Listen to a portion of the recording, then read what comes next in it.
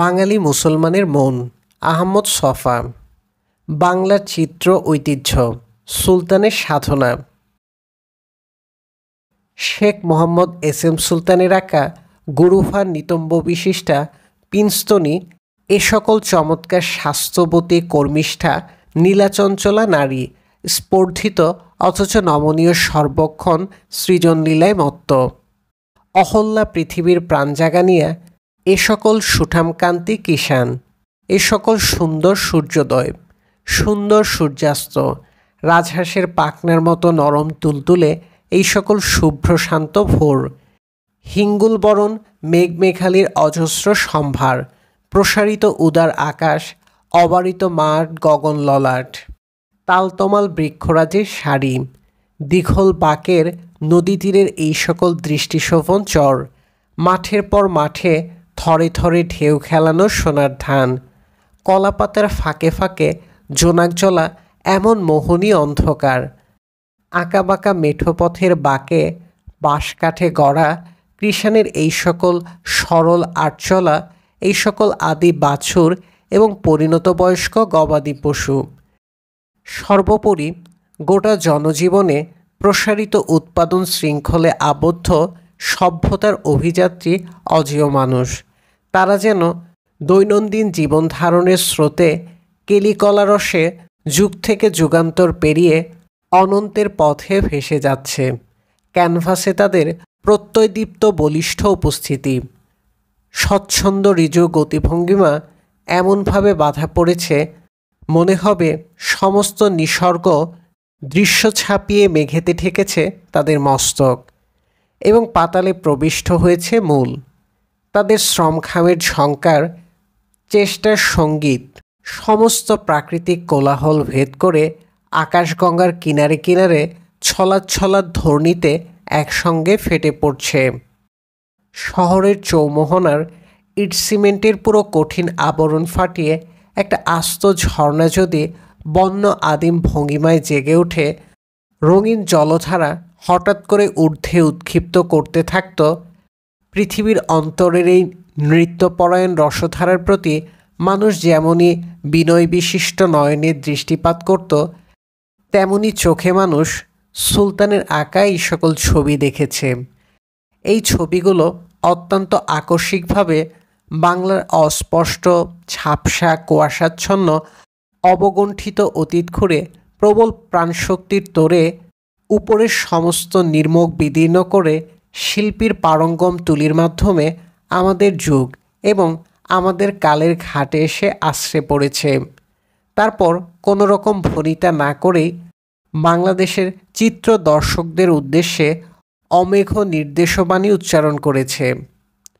আমাদের দেখো, বাংলাদেশের মানুষ দেখেছে এবং মজেছে। রঙের পরশ দৃষ্টিপট ভেদ করে মনের পটে অক্ষয় হয়ে স্থির ইন্দ্রধনুর মতো ফুটে গেছে। গ্রাম বাংলার ওই চলমান ইতিহাস প্রবাহের সঙ্গে দর্শকের তন্ময় সংযোগ স্থাপিত হয়েছে। তারা নিজেদের অস্তিত্বকেও এই সকল ক্লান্তিমান আয়ুমান চিত্রের অংশ হিসেবে মনে করতে বাধ্য হয়েছে। সকলে চিত্রকলার মর্ম বোঝে না। সূক্ষ্ম বোধ এবং উপলব্ধি অনেকের না থাকতে পারে, কিন্তু ইতিহাসকে তো কেউ অস্বীকার করতে পারে না। বিশেষত সেই ইতিহাস গাজন উৎসবের নটরাজের মতো অট্টরলে যখন নেচে ওঠে। সুলতান বছর তিনেক আগে শিল্পকলা একাডেমিতে অনুষ্ঠিত তার সর্বশেষ প্রদর্শনীটিতে বাংলার আবহমান কালের ইতিহাসকে নাচিয়ে দিয়েছেন। যারা এই চিত্রগুলো দেখেছেন তাদের উপলব্ধিতে একটা কথা ভ্রমরের মতো গুঞ্জরণ করেছে। আমাদের সভ্যতার প্রাণ কৃষি আর কৃষাণ হল সভ্যতার নাটমঞ্চের একক কুশীলব। যখন মানুষের কানে মহাকাশ আর মহাপৃথিবীর শ্যামের বেণু অপূর্ব সুরলহরী বিস্তার করে তাকে ক্রমাগত মর্তলোকের সীমানা থেকে ঊর্ধ্বতর লোকে আকর্ষণ করে নিয়ে যাচ্ছে, তখন ওই প্রাচীন ভূখণ্ডটিতে আদলে এবং অবয়বে মানুষ সেই সনাতন মানুষই রয়ে গেছে। তাই সুলতানের আঁকাই মানুষেরা বাংলাদেশের হয়েও সমস্ত পৃথিবীর মানুষ। যেখানেই সভ্যতার উন্মেষ ঘটেছে সেখানে আদিপিতা হলধর আদমের চেহারায় তারা উপস্থিত ছিল। তারা মিশরে ছিল, চীনে ছিল, ভারতে, ব্যাবিলনে, গ্রিসে, রোমে, সবখানে বন কেটে বসত গড়ার দিনে মাটির মর্মমধু টেনে তোলার বেলায় বনের অগ্নিকুণ্ড পরিত্যাগ করে খড়ের দাওয়ায় সন্ধ্যা প্রদীপ জ্বালাবার নম্ন মধুর ক্ষণে তারা হাজির ছিল। যেখানেই মাটির শ্রমশীল কর্মিষ্ঠ মানুষের শ্রমে যত্নে প্রসন্ন হয়ে ফুল ফসলের বর দিয়েছে, উপহার দিয়েছে শান্ত স্নিগ্ধ গৃহকোণ, সেখানেই ইতিহাস গতিচঞ্চল পথ পরিক্রমার সূচনা করেছে।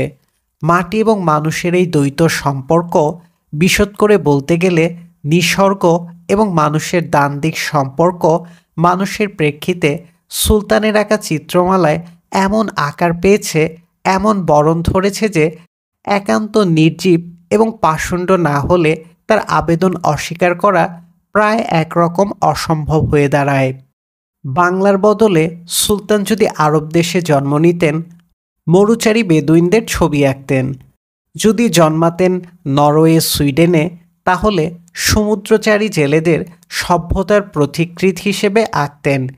নেহায়েত বাংলাদেশে জন্ম নিয়েছেন বলেই এই কৃষকদের সভ্যতার জনপ্রিয়তা ধরে নিয়ে ছবি এঁকেছেন। সুন্দর প্রকৃতিতে নয়, মানুষের মনই সৌন্দর্যের নিবাসভূমি। চারদিকে দৃষ্টিরেখা যতদূর ধাবিত হয় এবং সামনে পেছনে চিন্তা কল্পনা অনেক দূর বিহার করার পর যে অনর বিন্দুটিতে এসে স্থির হয়, সংহত হয়, সেইখানে, কেবল সেইখানেই সৌন্দর্যের নিভৃত নিকুঞ্জ। সেই জন্য একজন আরবের চোখে লুহাওয়া তাড়িত ধুধু মরুভূমি সুন্দর, একজন এক্সিমোর চোখে তুষার আচ্ছাদিত ধবল তুন্দ্রা সুন্দর। সুলতানকে বাংলার প্রকৃতিতে, বাংলার ইতিহাসে এবং বাংলার মানুষের শ্রম, ঘাম, সংঘাতের ভেতরে সৌন্দর্যকে আবিষ্কার করার জন্য পাড়ি দিতে হয়েছে দুস্তর পথ, পেরিয়ে আসতে হয়েছে সাধনা এবং নিরীক্ষার অনেকগুলো পর্যায়। তার ব্যক্তিজীবন এবং শিল্পজীবনের সামান্তরাল যে অগ্রগতি, তাও কম বিস্ময়কর নয়। পরে সে বিষয়ে আলোকপাত করা যাবে। আপন অন্তরস্থিত সৌন্দর্যবোধ, নিসর্গ, ইতিহাস এবং জীবন্ত শ্রমশীল মানুষের মধ্যে চারিয়ে দিয়ে ক্যানভাসে সব কিছু মূর্ত করে তোলা, এ সবটুকু তার একক শৈল্পিক প্রয়াসের ফল নয়। তার জন্য এই সুপ্রাচীন দেশটিকে সাম্প্রতিককালে একটি রক্তক্ষয়ী জনযুদ্ধের মধ্য দিয়ে নিজের অস্তিত্বকে ঘোষণা করতে হয়েছে।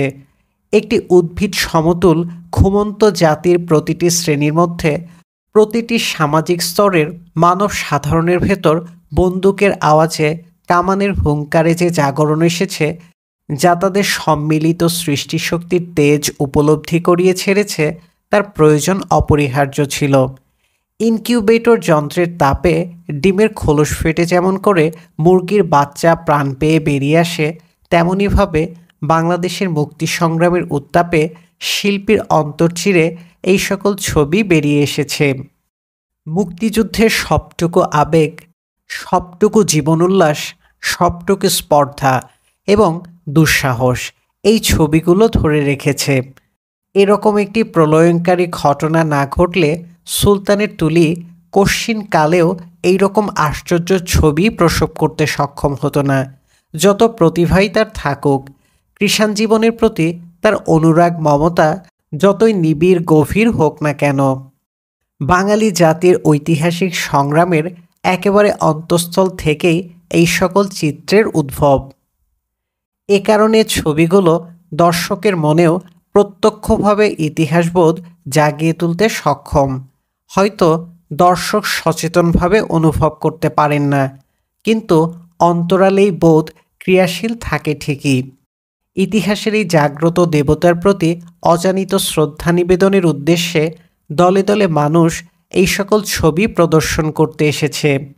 যুদ্ধে পরাজিত, আত্মগ্লানিতে দগ্ধ, ভেনিসের মরমে মরে যাওয়া জনসাধারণ আজ থেকে বহুকাল পূর্বে একদা তরুণ শিল্পী মিকেলেঞ্জেলোর অপূর্ব মূর্তি ডেভিডের দিকে ভেনিসের অপরাজেয় ত্রাণশক্তির প্রতীক হিসেবে মমতা মেদুর নয়নে দৃষ্টিপাত করেছিল। আমাদের দেশের চিত্রশিল্পী এবং সমালোচক এ দুজাতের দৃষ্টিসীমার অনেক দূরে এই পরিপ্রেক্ষিতের অবস্থিতির দরুন তারা এ অমর চিত্রসমূহের প্রতি শ্রদ্ধায় বিস্ময়ে প্রণীতি জানাতে পারেননি। শিল্পকলার সাথে সামাজিক গতিশীলতার একটি দ্বান্দ্বিক সম্পর্ক ক্রিয়াশীল। স্থবির সমাজের শিল্পকলাও বলতে গেলে এই রকম পরিবর্তন বিমুখ। পুরুষ পুরুষানুক্রমে সেখানে একই রকম পটাকা হয়, একই ধরনের মাটির পাত্র তৈরি করা হয়। নতুন পুরুষের অভিজ্ঞতার ব্যঞ্জনা, অভিযাত্রার প্রাণস্পন্দন স্থবির সমাজের ঐতিহ্য নির্ভর শিল্পকর্মে কদাচিৎ সঞ্চারিত হতে পারে। পুরুষ পরম্পরা একই রকম প্রক্রিয়ার একই বস্তু প্রথাসিদ্ধ উপায়ে প্রস্তুত করা হয়। একে নির্মাণ বলাই অধিক যুক্তিসঙ্গত। একটি অচল সমাজ ভেতর থেকে প্রাণ পেয়ে চলতে আরম্ভ করলে তার নানামুখী শিল্প প্রসারের মধ্যে এই চলার বেগ, এই গতির ছন্দ নবনব ভঙ্গি এবং নবনব দোতানার জন্ম দিয়েই চলে। শিল্পকলার মধ্যে দ্রুত পরিবর্তন আসতে থাকে এবং ঘটতে থাকে রূপান্তর। সামগ্রিকভাবে বাংলার শিল্প সাহিত্য ইংরেজি তথা ইউরোপীয় শিল্প সংস্কৃতির সংস্পর্শে এসে ঊনবিংশ শতাব্দীর মাঝামাঝি সময়ে একটা নতুন বেগ, নতুন ভঙ্গি, নতুন বৈশিষ্ট্য অর্জন করে। অর্থাৎ এই সময়ের পূর্ববর্তী বাংলার যে চিন্ময় সৃষ্টি তা পরবর্তী সৃষ্টির সঙ্গে সঙ্গতি রক্ষা করে না। পরবর্তীকালে চিন্ময় সৃষ্টিসমূহে এমন কতিপয় নতুন মাত্রা সংযোজিত হয়েছে, পূর্ববর্তী সময়ের যাবতীয় সৃষ্টিকর্ম তন্ন তন্ন করে দেখলেও যার সন্ধান পাওয়া যায় না। এই পরিবর্তন শুধু একা মৃন্ময় সৃষ্টিকর্মের মধ্যে আসেনি। গোটা সমাজের ধনবন্টন থেকে শুরু করে আচার বিচার, চিন্তাভাবনা, রুচি পছন্দ, পোশাক আশাক সব কিছুর মধ্যে এমনভাবে এসেছে যে সন্ধান করলে ধরা পড়ে যাবে সম্পূর্ণ মানব সম্পর্কের ধরনটি অল্প বিস্তর পাল্টে গেছে এবং সমাজের কাঠামো বা ছকটির মধ্যেও অনেক দূর পালাবদল ঘটে গেছে। এই সামাজিক পালাবদলের যে সুবিশাল যজ্ঞ সাহিত্যে তার গতি পরিক্রমা মাইকেল, বঙ্কিম এবং রবীন্দ্রনাথের রচনার মধ্যে মুখ্যাত ঝাঁক বেঁধে ফুটে উঠেছে। এ সময়ের প্রাথমিক সাংস্কৃতিক প্রয়াসসমূহের মধ্যে একটা দ্বিমুখী মনোভঙ্গি সবসময়ে লক্ষ্যগোচর। একদিকে ইউরোপের শিল্প সংস্কৃতির স্পর্শে স্রষ্টাকুল শিউরে শিউরে জেগে উঠেছেন, আর অন্যদিকে এই জাগরণের বেগ আবেগ ঐতিহ্যের ভেতর চারিয়ে দেওয়ার জন্য ঐতিহ্যের ভিত্তি নতুনভাবে আবিষ্কার করেছেন এবং সম্প্রসারিত করে যাচ্ছেন। সাহিত্য নব্য ইংরেজি শিক্ষিত হিন্দু মধ্যবিত্তের মনীষার স্পর্শ এবং বিত্তের সমর্থনে অত্যন্ত অল্প সময়ের মধ্যে নতুন কলেবর ধারণ করে, কিন্তু অনেক দিন পর্যন্ত চিত্রকলার ভাগ্যে সে সুদিনের আগমন ঘটেনি। সমাজের সর্বসাধারণের মধ্যে চিত্রকলার প্রতি অনুরাগের অভাবই সেই জন্য দায়ী। আর এক অংশ সামাজিক ক্রিয়াকর্ম, ধর্ম অর্চনা ইত্যাদির মাধ্যমে চিত্রচর্চার যে চল ছিল তাতে ইউরোপ এবং ইউরোপীয়নার কোনো প্রভাব সামাজিক রক্ষণশীলতার কারণে পড়তে পারেনি। তাছাড়া চিত্রকলার প্রসার এবং ব্যাপ্তির সঙ্গে সামগ্রিক সমাজের অর্থনৈতিক স্বাচ্ছন্দ্যের প্রশ্নটিও বিজড়িত ছিল। তাই অনেক দিন পর্যন্ত বাঙালি চিত্রকরেরা স্বেচ্ছায় ইউরোপীয় চিত্রপদ্ধতির অক্ষম অনুকরণ এবং নবিশগিরি করেই সন্তুষ্ট থাকতে বাধ্য হয়েছেন। ইউরোপীয় চিত্রকরেরা যা আঁকতেন, বাঙালি চিত্রকরেরা হুবহু তার কার্বন কপি তৈরি করতেন। এই অবস্থাটা বেশ কিছুদিন চলেছে। এই ইউরোপনবিশ চিত্রকরদের কারো অঙ্কন পদ্ধতিতে সৃষ্টিশীলতার ছন্দ সঞ্চারিত হয়নি। এ পর্যায়ে চিত্রশিল্পীদেরকেও দেশবাসীর হৃদয়ে স্থান করে নেয়ার কথা দূরে থাকুক। যে ইউরোপের অনুকরণ করেছেন দিবস রজনীর প্রাণান্তকর পরিশ্রমে তাদের সামান্য অনুমোদন পর্যন্ত লাভ করতে পারেননি। রবীন্দ্রনাথ ঠাকুরের ভ্রাতুষ্পুত্র অবনীন্দ্রনাথ ঠাকুরের সৃষ্টিকর্মের মধ্যেই সর্বপ্রথম ইউরোপীয় শিক্ষা পদ্ধতির অনুশাসন ছিন্ন করে একটা নিজস্ব পদ্ধতি আবিষ্কারের হার্দ এবং মেধাবী প্রয়াস পরিলক্ষিত হয়। অন্ধ অনুকরণ প্রবৃত্তি ছেড়ে দিয়ে অবনীন্দ্রনাথ রাজস্থানী, মোগল, অজান্তা, ইলোরা ইত্যাদি চিত্রকলার প্রতি সানুরাগ দৃষ্টিপাত করেন এবং এইসবের মধ্যে তার অভীষ্টের সাক্ষাৎ পেয়ে যান। তাছাড়া সে সময়ের প্রখ্যাত জাপানি শিল্পী ওকাকুরা ঠাকুরবাড়িতে অবস্থান করছিলেন। প্রাচ্য শিল্পদর্শের মহিমা, প্রচার এবং প্রাচ্যরীতির শিল্পের প্রসারকল্পে এই শিল্পী স্বেচ্ছায় আত্মনিয়োগ করেছিলেন। ওকাকুরা এবং অবনীন্দ্রনাথ দুজনে কে কাকে প্রভাবিত করেছিলেন বলা মুশকিল। মোটের উপর দুয়ের সাক্ষাতের ফলে একটা চরম অনুকূল পরিবেশ পরিস্থিতি সৃষ্টি হয়েছিল। সেই সময়টার কথাও বিবেচনার মধ্যে আনতে হবে। সবেমাত্র চিত্রকলা ব্লকের মাধ্যমে মুদ্রিত করে পত্রপত্রিকায় ছেপে সাধারণের গোচরে আনার প্রয়াস উদ্ভাবিত হয়েছে এদেশে। গোটা ভারত উপমহাদেশ জুড়ে ব্রিটিশ বিরোধী আন্দোলন দানা বাঁধতে লেগেছে। সর্বক্ষেত্রে জাতীয় ভাবধারার একটা দুর্বার স্রোত প্রবাহিত হচ্ছে।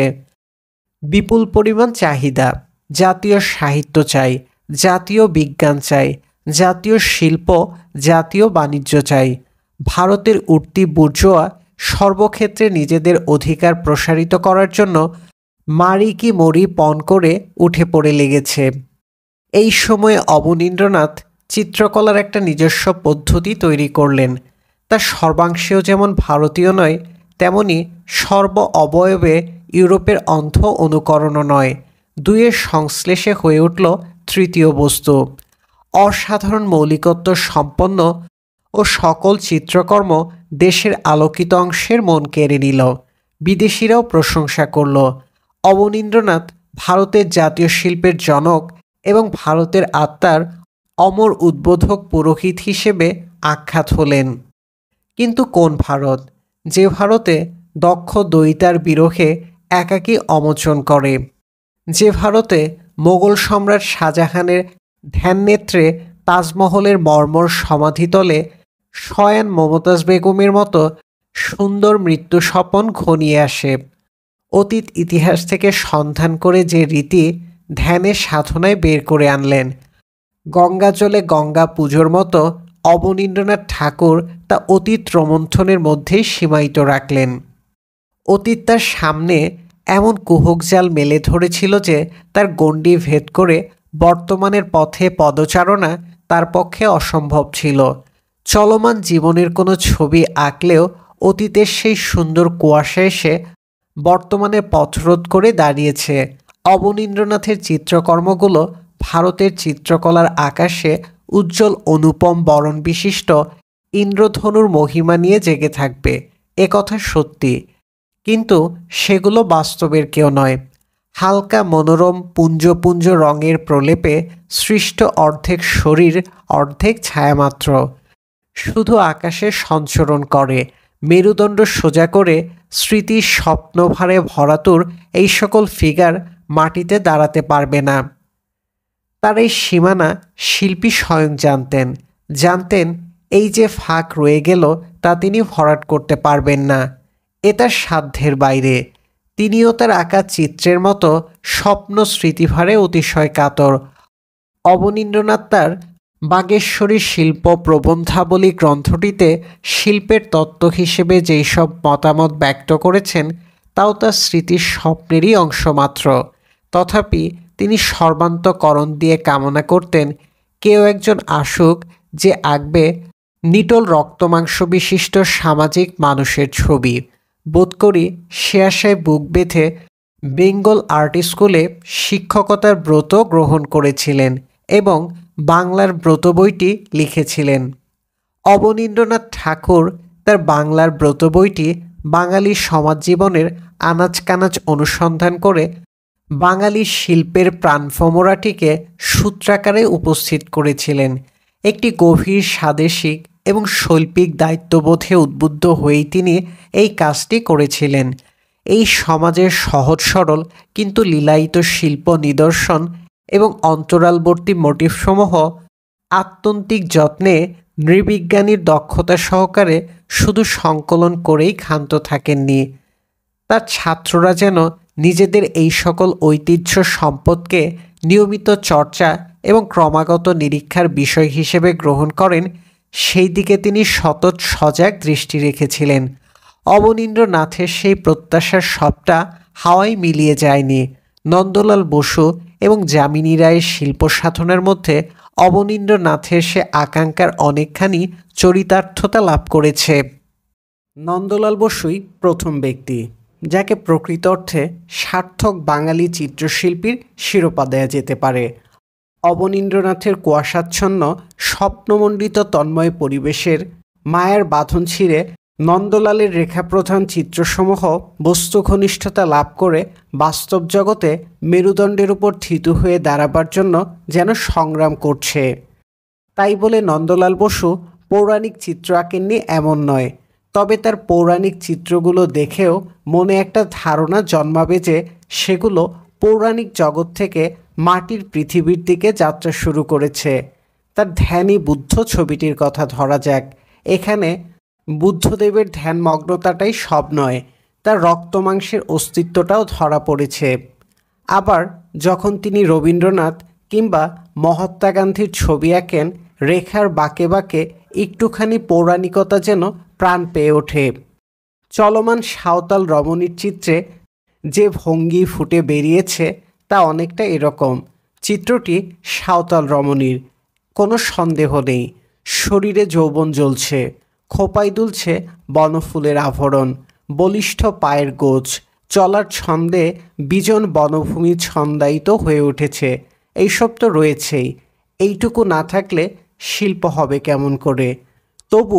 তবু কোথায় এ রমণীটির আদলের মধ্যে এমন কিছু আছে যেন একটুখানি ফুরসত পেলেই সে সাঁওতাল বেশভূষা পরিত্যাগ করে নারীত্বের একটা ইমেজ মাত্র হয়ে স্বপ্নলোক ধ্যানলোকের দিকে ধাওয়া করবে। নন্দলালের আঁকা বিরান মাঠের মাঝখানের তালগাছ দেখেও একই রকম ভাবনা জন্মাবে। এই তালগাছটি তালগাছ বটে, আবার তালগাছ নয়ও। সামান্য সুযোগ পেলেই অনু অনু স্বপ্ন হয়ে আকাশলোকের কোথাও মিলিয়ে যাবে। শিল্প সাহিত্যে কেউ বাইরে থেকে ঘরে ফেরার সাধনা করে, কেউ ঘর থেকে বাইরে যাওয়ার, যার যতদূর যাত্রা হয় ততদূর সফলতা। নন্দলাল বসু এই বাইরে থেকে ঘরে আসার সাধনাই করেছিলেন, সবটা ফিরতে পারেননি। তথাপি নন্দলাল একজন বিরাট শিল্পী। বাংলার চিত্রশিল্পীকে লোকায়ত ও ধ্রুপদ, প্রাচ্য এবং প্রতীচ্য রীতির বিশেল ঘটিয়ে নানা ভাঙচুরের মাধ্যমে একটি ফ্রেমের উপর দাঁড় করিয়ে দিয়েছেন। যামিনী রায় ঘরেই ছিলেন, তাকে ছবি আঁকা শিখতে হয়েছে বটে, কিন্তু ঘরে ফেরার সাধনা করতে হয়নি। বাংলার চিত্রকলার ঐতিহ্য আপনি সেধে এসে তার তুলিতে ধরা দিয়েছে। কোনো গুরু এবং প্রতিষ্ঠানের আশীর্বাদ অর্জন করার বহু আগে কলালক্ষ্মী আদর করেই দরিদ্র এবং অতিভূত ভক্তের হাতে গোপন অমৃত ভাণ্ডারের চাবিকাঠি তুলে দিয়েছিলেন। যামিনী রায় সম্পর্কে পেছনের কথা বলা প্রয়োজন। তৎকালীন গ্রামীণ বা শহুরে মধ্যবিত্তদের কেউ ছিলেন না এই যামিনী রায়। চিত্রকলা কিংবা অন্যান্য বিষয়ে যে নবীন ভাবধারার জোয়ার শহর কলকাতায় খলখল ছলছল বেগে প্রবাহিত হচ্ছিল, আর্ট স্কুলে আসার পূর্ব পর্যন্ত তা তাকে স্পর্শ করতে পারেনি। ভক্তিমান এবং নিষ্ঠাবান বৈষ্ণব সাহিত্য রসিকের পুত্র, সুতরাং ভক্তি তার ধ্যান এবং ভক্তি তার জ্ঞান হবে, এটা খুবই স্বাভাবিক। দেশের যে সকল কুমোর পুরুষ পরম্পরা ঠাকুর দেবতার মূর্তি গড়ত, পুতুল বানাতো, পট আঁকত এবং জীবনিকার তাগিদে এইসব যারা বাংলাদেশের হাটে হাটে মেলায় মেলায় ফেরি করে বেড়াতো, তাদের কাছেই প্রথম যামিনী রায়ের হাতে খড়ি। যদি কলকাতা শহরে একটা আর্ট স্কুল জন্ম না নিত, একটা শিল্প আন্দোলন মধ্যবিত্ত সচেতন বাঙালি মানুষে সুবর্ণ তরঙ্গ না তুলত, কে জানে হয়তো উত্তরকালে উক্ত যামিনী রায়ও একজন দক্ষ পট আঁকিয়ে এবং পুতুল গড়িয়ে হিসেবে ধর্মপ্রাণ হিন্দু মহিলার মনে ভক্তি এবং শিশুদের মধ্যে আচমকা বিস্ময়বোধ জাগিয়ে নামহারা পটুয়াদের ভিড়ে কোথায় হারিয়ে যেতেন। বৈষ্ণব সাহিত্যের ঢলঢল লাবণী স্রোতে তো সঞ্চিতই ছিল তার মানসপট। আর্ট স্কুলের শিক্ষা তাতে একটা স্নিগ্ধ তরঙ্গ জাগিয়ে দিল। বাংলার কুমোরের হাতে গড়া পুতুলেরা, কালীঘাটের ভাষা ভাষা পটলচেরা চোখের অচল পটেরা যামিনী রায়ের হাতের জৈনকাঠির ছোঁয়ায় নতুন প্রাণ পেয়ে বহুযুগ আগের ঘুম ভেঙে হঠাৎ করে জেগে উঠল যেন। যামিনী রায়ের আঁকা এই সকল ছবি দর্শক দেখামাত্রই চিনে নিল। পুলকিত বিস্ময়বোধের তাড়নায় কলারসিকের মনে একটা আশ্চর্যান্বিত জিজ্ঞাসা গুনগুনিয়ে উঠল, আরে এ তো আমাদের জিনিস। এই যে নারী, তার অনুপম দেহবল্লভী পূর্ণিমা চাঁদের আকৃতির মুখমণ্ডল, সে তো প্রতিদিন আমাদের ঘরে ঘরে সন্ধ্যা প্রদীপ জ্বালে। এমন রসঘন নিবিড় গভীর চোখের দৃষ্টি, তার আলোকেই তো আমাদের সমাজ সংসার আলোকিত। এমন নিটল সুকুমার শোভনশালীন গড়নভঙ্গি, এত স্নিগ্ধ, এত নম্র, যেন দলে দলে বজ্রবালারা কলিকলা লীলারসের বেশভূষা ছেড়ে আমাদের সংসার সীমান্তে কন্যা জয়া ভগিনী হয়ে আটপৌরে বসনে আশ্রয় গ্রহণ করেছে। যেই আকুক এ সকল ছবি, যে ঘনীভূত আবেগে বৈষ্ণব কবিরা গঠন করেছেন অতীতে পদাবলীর শরীর, সেই অচঞ্চল আবেগ, সেই অচলা ভক্তি নতুন ব্যঞ্জনায় মর্মরিত হয়ে উঠেছে এই সকল ছবিতে। কে আঁকল? কে সেই আমাদের অতিশয় আপনারজন চিত্রকর? রাতারাতি বাংলাদেশের নিজস্ব চিত্রকর হিসেবে, বাংলার গহন সৌন্দর্যের রূপকার হিসেবে যামিনী রায় পরিচিতি লাভ করলেন। খ্যাতির ঢেউ দেশ পেরিয়ে বিদেশেও একটুখানি হাওয়া সৃজন করল। ধীমান কলাবিদ শাহেদ সরওয়ার্দী যামিনী রায়কে দিয়ে বিলেতের টাইমস পত্রিকায় একটি মনস্তিতা সম্পন্ন রচনা প্রকাশ করেছিলেন। প্রধানত শাহেদ সরওয়ার্দীর দুতিয়ালিতেই যামিনী রায়ের বৈদেশিক খ্যাতি। আমাদের এ রচনার নায়ক শেখ সুলতানের শিল্পী জীবনের সূচনা সম্পর্কে আলোকপাত করার বেলায় আরও একবার আমাদেরকে শাহেদ সরওয়ার্দীর নাম উচ্চারণ করতে হবে। যামিনী রায় দেশীয় রীতিতে ঐতিহ্য নির্ভর মনোমুগ্ধকর অঙ্কনশৈলীর উদ্ভাবক এবং বাংলার একান্ত ঘরোয়া চিত্রশিল্পী, তাতে কোনো সন্দেহ নেই। কিন্তু অনেকে বোধ করি জানেন না, একসময়ে ক্লাসিক প্যাটার্নে অনেক ছবি তিনি এঁকেছিলেন। ইউরোপীয় চিত্রকরের আদর্শে অঙ্কিত এই সকল চিত্র আজকাল কোথায় কী হালে আছে সম্ভবত কেউ বলতে পারবেন না। ছবি হিসেবে এগুলো একেবারে উৎকর্ষ বিবর্জিত ছিল একথাও বলা চলে না। তথাপি সে পথে শিল্পীর যাওয়া হয়নি। এটা শিল্পী যামিনী রায়ের জন্য ভালো হয়েছে কি খারাপ হয়েছে তা অনুমান এবং বিতর্কের বিষয়। মোট কথা, সে সময়ে দেশের মানুষ যামিনী রায়ের শিল্পীর যে বিশেষ ভঙ্গিটি এবং যে বিশেষ অন্তরাবেগটির সহজ দৃষ্টিতে প্রশংসা করত, দেশিয়ানার সঙ্গে মিলিয়ে নিতে পারত অনায়াসে, অনবরত যামিনী রায়কে সেই ছবি এঁকে যেতে হয়েছে। তুলির স্বচ্ছন্দ টানে টানা টানা ভাষা ভাষা চোখের ভেতর থেকে প্রকাশমান দিঘির বুকের নিথর কালো গভীর জলের অতল প্রশান্তি, মুখে মাখানো এমন একটা সহজ সারল্য, এমন একটা সহজিয়া আবেগ যে দর্শন মাত্রই মনে একটা প্রীতির ভাব ঢেউ খেলে যায়। এই সহজ গভীর ভাবের শিল্পী যামিনী রায়। একজন শিল্পী অনেক চড়াই উতরাই পেরিয়ে, অনেক পরীক্ষা নিরীক্ষার পর প্রকাশভঙ্গির যে একটা সহজতা, অনায়াসপনা অর্জন করে, এটা সে সহজতা নয়। এই সহজতা জলের মতো সরল ঐতিহ্যের ভেতর থেকে, সংস্কৃতির মর্মমধুর ভাণ্ডার থেকে বালক বয়সেই মুগ্ধ বিস্ময়ে তিনি তা মাতৃস্তন্যের মতো পান করেছিলেন। তারপরেও কিন্তু গভীর সাধনার আশীর্বাদ ছাড়া কেউ তা অর্জন করতে পারে না। তবে এই সাধনার ধারাটা যত বেশি সচঞ্চল, মনোবৃত্তির অনবচ্ছিন্ন অন্তরাল প্রক্রিয়ার বাইরে তার অভিঘাত বড় বেশি পরিদৃশ্যমান নয়। কোনো কোনো ওস্তাদ ঘরানার ছোট ছোট ছেলেরা যেমন গলা খেকিয়ে দুরূহ রাগরাগিণীর স্বরূপ ফুটিয়ে তুলে সকলকে তাক লাগিয়ে দেয়, সেই রকম আর কি। এখানেও একটা শিক্ষার প্রশ্ন থাকে, কিন্তু শিক্ষার্থী তা অজান্তে বিনা শ্রমে বিনা যত্নে পরিবেশের কাছ থেকে অর্জন করে ফেলে। যামিনী রায়ের ক্ষেত্রেও তাই হয়েছে। যাই আঁকুন না কেন, তার ছবিতে একটা বাৎসল্য রসের আভাস বড় বেশি ফুটে ওঠে। কতিপয় পরিচিত অভিব্যক্তির বাইরে অন্য কোনো ভঙ্গিতে, অন্য কোনো রসমূর্তিতে যামিনী রায়কে বড় একটা দেখা যায় না। তার শিল্পী জীবনের কোনো বাঁক, কোনো মোড়, কোনো পরিবর্তন, কোনো রূপান্তর নেই যেন। আপনাকে আপনি অতিক্রম করে যাওয়ার দুরাকাঙ্ক্ষা তাকে কোনোদিন পেয়ে বসেনি। সুন্দর নিশ্চল বস্তুঘনতার জগৎ থেকে আকাশমণ্ডল কিংবা চলমান জগৎ, প্রপঞ্চ অভিমুখে অভিযাত্রা নয়। অভিসারের আকাঙ্ক্ষাও তাকে তাড়িত করেনি। সুন্দর বদন, পেবল সুকুমার শরীর এবং প্রাণলাবণ্যের রূপকার যামিনী রায়। যামিনী রায়ের হাতে বাংলার পুতুল, কালীঘাটের পট এবং আরও নানা শিল্প ঐতিহ্য নবীন জীবন লাভ করেছে। তাই বলে যামিনী রায়ের শিল্প শ্রমঘামের সংঘাত এবং জীবনের সংগ্রামের ক্ষেত্রে অবতরণ করতে পারেননি। এর জন্য প্রয়োজন ছিল আরও একজন শিল্পীর। 1350-এর মতান্তরের কাকের ছবি জয়নুল আবেদিনের ললাটে শিল্প সম্ভাবনার সোনালি রেখা এঁকে দিয়েছিল। এটা চিন্তাকে নাড়া দেওয়ার মতো একটা সংবাদ বটে।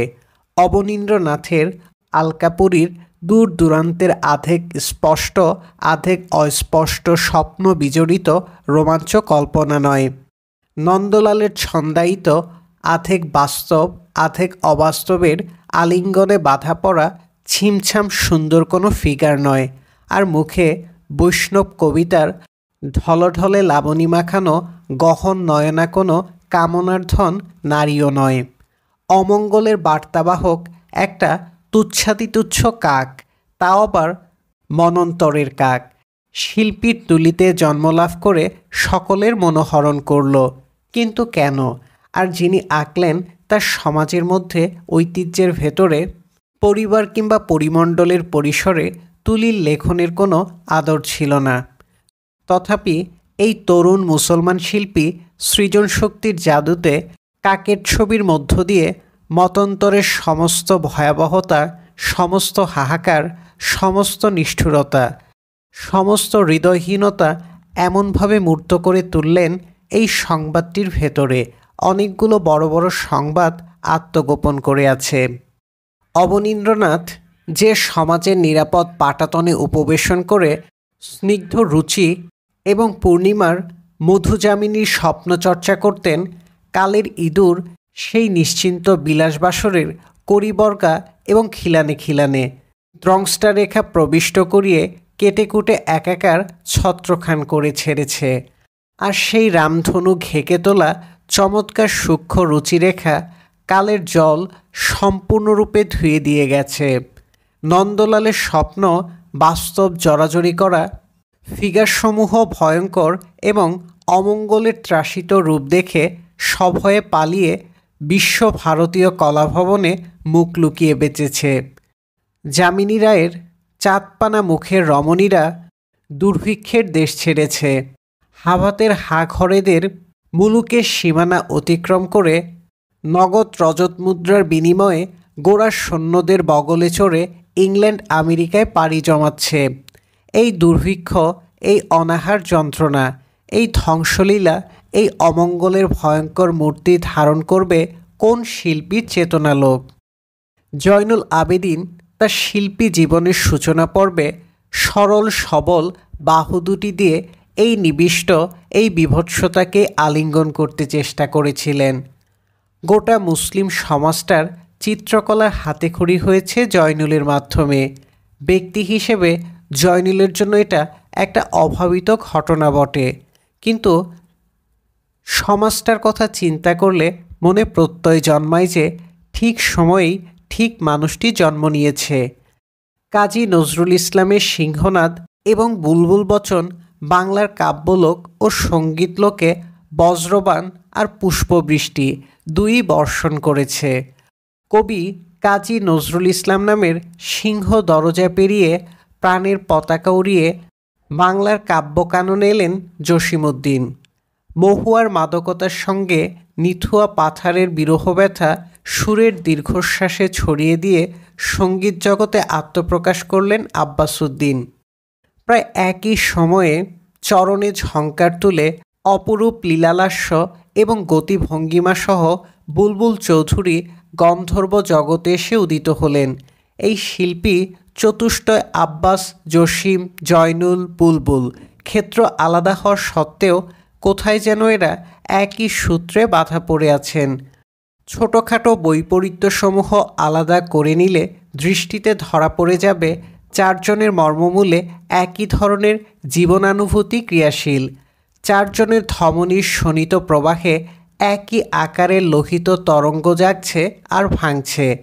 একই সময়ের ডাকে সাড়া দিয়ে একই সমাজের ভেতর থেকে এই সৌন্দর্যের অগ্নিকাণ্ডে আত্মহুতি দান করার জন্য এই ভক্ত চতুষ্টয় যেন সমবেত হয়েছেন।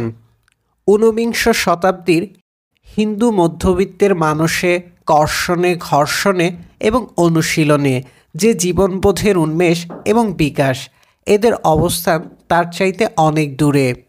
বুদ্ধির চাইতে আবেগ, চিন্তার চাইতে সংবেদনা, রীতির চাইতে স্বতঃস্ফূর্ততার দোলা, অনুশীলনের চাইতে সহজ প্রকাশের প্রবণতা এদের অনেক অনেক গুণ বেশি। এদের সকলের সাধনা এই সকল গুণে গুণান্বিত এবং পাশাপাশি এই সকল অবগুণে অবগুণ্ঠিত বটে। তথাপি এ চারজন সমাজ সংস্কৃতির এমন কতিপয় বৈশিষ্ট্য অত্যন্ত অবলীলায় প্রকাশমান করে তুলেছেন, যার বোধটি পর্যন্ত শিক্ষিত মধ্যবিত্ত বাঙালি হিন্দুর ছিল না, অথচ তা এদেশেরই, এ সমাজেরই কর্মজীবী মানবগোষ্ঠীর উজ্জ্বল এক উত্তরাধিকার। উদাহরণস্বরূপ জসীমউদ্দীন যখন লিখলেন, এই গায়ের এক চাষার ছেলে, লম্বা মাথার চুল, কালো মুখে কালো ভ্রমর, কিসের রঙিন ফুল, এই বর্ণনার একটা অমেঘ আকর্ষণী শক্তি আছে। শব্দের মধ্যে সন্ধান করলে পাওয়া যাবে না, শব্দার্থের মধ্যেও নয়, কিন্তু এক ঝোঁকে সবটা উচ্চারণ করে গেলে একটা সুঠামকান্তি গ্রাম্য যুবকের ছবি মনের পর্দায় ফুটে ওঠে। সেই ছবিটাই আকর্ষণ করে নিয়ে যায়। সে আকর্ষণ অগ্রাহ্য করা একরকম অসম্ভব, অবচেতনে গোপন। বাঙালির দ্রাবিড় পুরুষের চেহারায় চাষার ছেলেটির সামনে এসে দাঁড়ালে পরশ অজ্ঞানে হেলাফেলা করলেও অবচেতনে খোঁজখবর নিয়ে সেবা যত্ন না করে উপায় নেই। আবার যখন জসীমউদ্দীন বলেন, ইতল বিতল ফুলের বনে ফুল ঝুরঝুর করে, দেখাইলাম কালো মেয়ে গদাই নমুর ঘরে, ধানের পরে ধানের ছড়া, তার উপরে টিয়া, নমুর মেয়ে গা মাঝে রোস্তারি পাখা দিয়া, এই চারটি পংক্তি পাঠ করার পরে একটি কর্মিষ্ঠা কালোবরণ নমু সমাজের চঞ্চলা বালিকার ছবি যেন হাওয়া ফাঁক করে মূর্তি ধরে জেগে ওঠে। তাকে কি সুন্দরী বলা যাবে? এদেশের কাব্য সৌন্দর্যের বাধা ধরা যে সংজ্ঞা প্রচলিত আছে, না, সে বিচারে নমুর মেয়েকে সুন্দরী বলা যাবে না। রামায়ণ, মহাভারত, কালিদাসের কাব্য, রাধা কৃষ্ণলীলায়, এমনকি মুকুন্দরাম ভারতচন্দ্রে যে সৌন্দর্যের বর্ণনা আছে, সে অর্থেও নমুকন্যা সুন্দরী নয়। ইরান তুরানের রূপকথা উপকথা অবলম্বন করে পুঁথি সাহিত্যের যে ভাণ্ডার রচিত হয়েছে, সেখানে কাজল কাটা সুরমা আঁকা চোখের যে সকল নায়িকাকে আদর্শ সুন্দরী হিসেবে চিত্রিত করা হয়েছে, তাদের দলেরও কেউ নয় আমাদের এই নমঘরের কালোবরণ বালিকাটি। তাহলে কি তাকে সুন্দরী নয় বলবো? এইখানে সমস্ত অনুভূতি পড়ে যাওয়া নান্দিক বোধের বিরুদ্ধে বিদ্রোহ করে বসে। চেতনার তন্ত্রিতে তন্ত্রিতে দৈব বাণীর মতো ধ্বনিত হতে থাকে, সে সুন্দরী, সে সুন্দরী, কোনো ধরনের সৌন্দর্যের সঙ্গে মেলে না, কিন্তু সুন্দর হয় কেমন করে, আর অসুন্দর বলতেও মন চাইছে না। আবার সে দৈববাণী ঘোষিত হয় চেতনার স্তরে। এ সৌন্দর্য বিচারের নয়, বোধ করার। বাইরের নয় ভেতরের, এ তর্ক করার নয় মেনে নেয়ার। লম্বা মাথার চুল, কালো বরণ চাষির ছেলে সে সুন্দর, নমুর ঘরের কালো মেয়ে যে সর্বক্ষণ কাজ করে বেড়ায় সে সুন্দরী। এ সুন্দরীরা শুরু থেকে আমাদের ইতিহাস আলো করেছিল, বর্তমানে আছে এবং ভবিষ্যতে থাকবে। আমাদের উৎপাদন পদ্ধতির সঙ্গে সরাসরি জড়িত। কোনো ঔপনিবেশিক শক্তির সহায়তা যারা কশিন কালেও করেনি, অথচ ঔপনিবেশিকতার জাতাকলে হাজার হাজার বছর ধরে পিষ্ট হয়ে নিজেদের অঙ্গ প্রত্যঙ্গের সুন্দর পেবল বৈশিষ্ট্যসমূহকে অনাদর করতে শিক্ষা করেছে, জসীমউদ্দিনের কবিতা তার প্রথম শিল্পিত প্রতিবাদ। জসীমউদ্দিন কাব্যকলার সৌন্দর্য আবিষ্কার করেছেন শ্রমনিষ্ঠ মানুষের মধ্যে।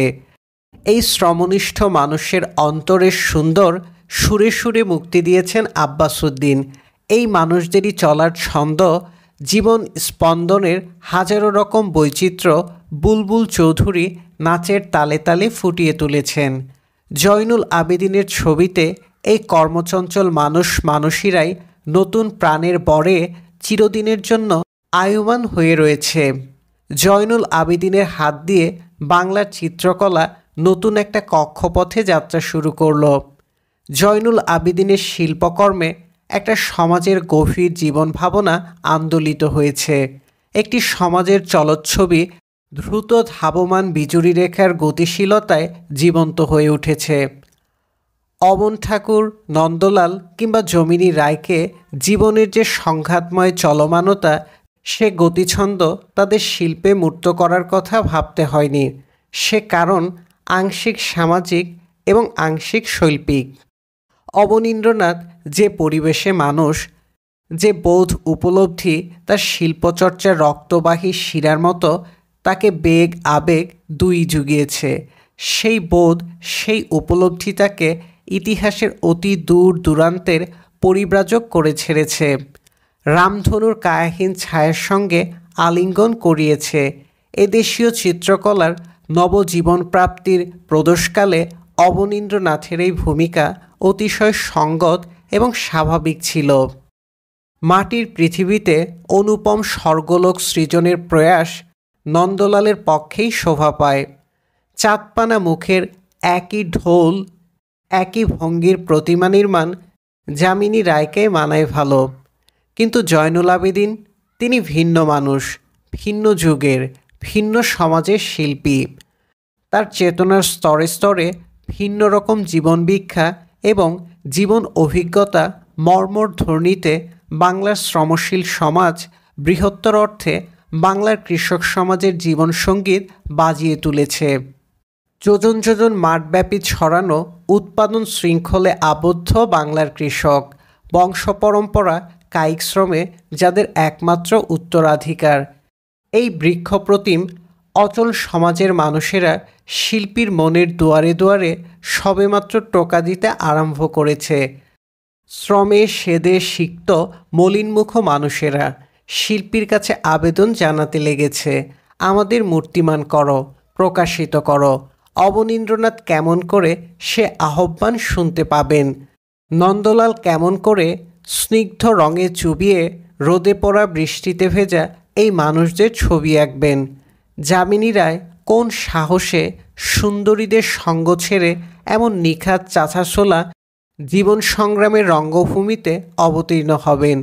এই নিসর্গ নির্ভর মানুষদের বার্তাবাহক একজন শিল্পী প্রয়োজন।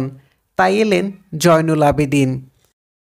1350-এর ভয়াবহ মহামারী মনন্তর, মহাযুদ্ধের বিভৎসতা এবং শহর কলকাতার দুঃসহ সামাজিক বাস্তবতা একযোগে তার স্নায়ুতে চাপ সৃষ্টি করে তাকে দিয়ে কাকের ছবি আঁকিয়ে নিয়েছিল। একটি পর্যায়ে, শুধু একটি পর্যায়ে তার তুলি মানবতার বিভৎস করুণ রূপসৃষ্টির দিকে ধাবিত হয়েছিল। এটা শিল্পীর স্থায়ী পরিচয় নয়, পরিবেশ পরিস্থিতির চাপে হঠাৎ করে জ্বলে ওঠা। শিল্পী জয়নুল তার যৌবন দিনে একবার জ্বলে ওঠে এই পর্যায়ের চিত্রসমূহের মধ্যে যুগের পরিবর্তন, শিল্পরুচি এবং শিল্পাদর্শের পালাবদল এবং সমাজ আদর্শের রূপান্তর, কত কিছুর ঘোষণা রটিয়ে দিতে পেরেছিলেন। এ সকল কারণেই তার এ পর্যায়ের ছবিসমূহ হানা দিয়ে চিত্রপ্রেমীদের মনে স্থান দখল করে নিতে পেরেছে। কিন্তু সামাজিক চিত্রাবলীর মধ্যেই শিল্পী জয়নুলের প্রকৃত এবং স্থায়ী পরিচয়। যে সকল চিত্রের মধ্যে বাংলা ইতিহাস হাজার বছরের ওপার থেকে দীর্ঘশ্বাস ফেলেছে, শত অবগুণ্ঠনের অন্তরাল ভেদ করে গ্রামীণ কর্মজীবী মানুষের সরল জীবনযাত্রা উকি দিতে পেরেছে, কেবল সেখানেই জয়নুলের সুন্দর চিত্র শরীরে কান্তিমান হয়েছে। তার পিতৃনিবাস ব্রহ্মপুত্র নদের ধারের ময়মনসিংহের সে পাটক্ষেত, সে চাষা, সে মাঝি, সে নৌকা, সে ধানক্ষেত, হাল লাঙল বলদ, পাড়াগে বিয়ের আসর, পালকি চড়ে নববধূর শ্বশুরবাড়ি যাত্রা, দুথাল গাই, গুনটানা নাও, তেজি সার, গাবের কষে রাঙানো জেলেদের মাছ ধরা জাল, কৃচিৎ কখনো একজন দুজন বিরল সাঁওতাল রমণী। বাংলার আবহমান কালের চিরপরিচিত এই সকল দৃশ্য জয়নুল আবেদিন তার সুন্দরকে আবিষ্কার করেছিলেন। এ সুন্দর অবনীন্দ্রনাথের মায়ামরীচিৎকার সুন্দর নয়, নন্দলাল বসুর স্নিগ্ধ শোভন ধ্যান দৃষ্টির সুন্দর নয়, যামিনী রায়ের অঙ্গের সীমান্ত প্রান্তে অন্তর উদ্ভাসিত হওয়া সুন্দর নয়। এ সুন্দর রক্ত মাংস চলা অচলা, স্থূল চিকনে মেশানো সুন্দর। জসিমউদ্দিনের কবিতার মতো তাকে হাত দিয়ে ধরা যায়, ছোঁয়া যায়। জীবনানন্দ দাশের কবিতার মতো একটি আভাসমাত্র রচনা করে ধ্রুপের শরীর ধরে হাওয়ায় হাওয়ায় ঘুরে বেড়ায় না। জয়নুলের আঁকা ছবিগুলো একটার পাশে আরেকটা সাজালে গ্রামীণ মেহনতি মানুষের জীবন সংগ্রামের বিচিত্রমুখী রূপটি প্রকটিত করে তুলবে। মনে হবে এক একটি ছবি আরেকটি বড় ছবির স্বয়ংসম্পূর্ণ অংশ। আর সে বড় ছবিটি বাংলার উৎপাদনশীল মেহনতি মানুষের সমাজ কাঠামো। এই পরিপ্রেক্ষিতটা আবিষ্কার করাই হলো চিত্রকলার ক্ষেত্রে জয়নুল আবেদিনের মৌলিক অবদান।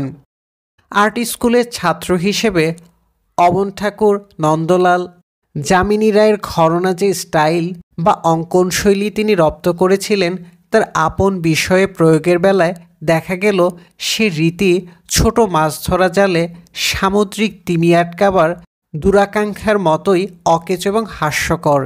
এই গ্রাম বাংলার শ্রম ঘাম সংগ্রামে কাতর মানুষদের চকচকে পেশি সাপের ফনার মতো রঙের ছোঁয়ায় ছোঁয়ায় ফুলে উঠল।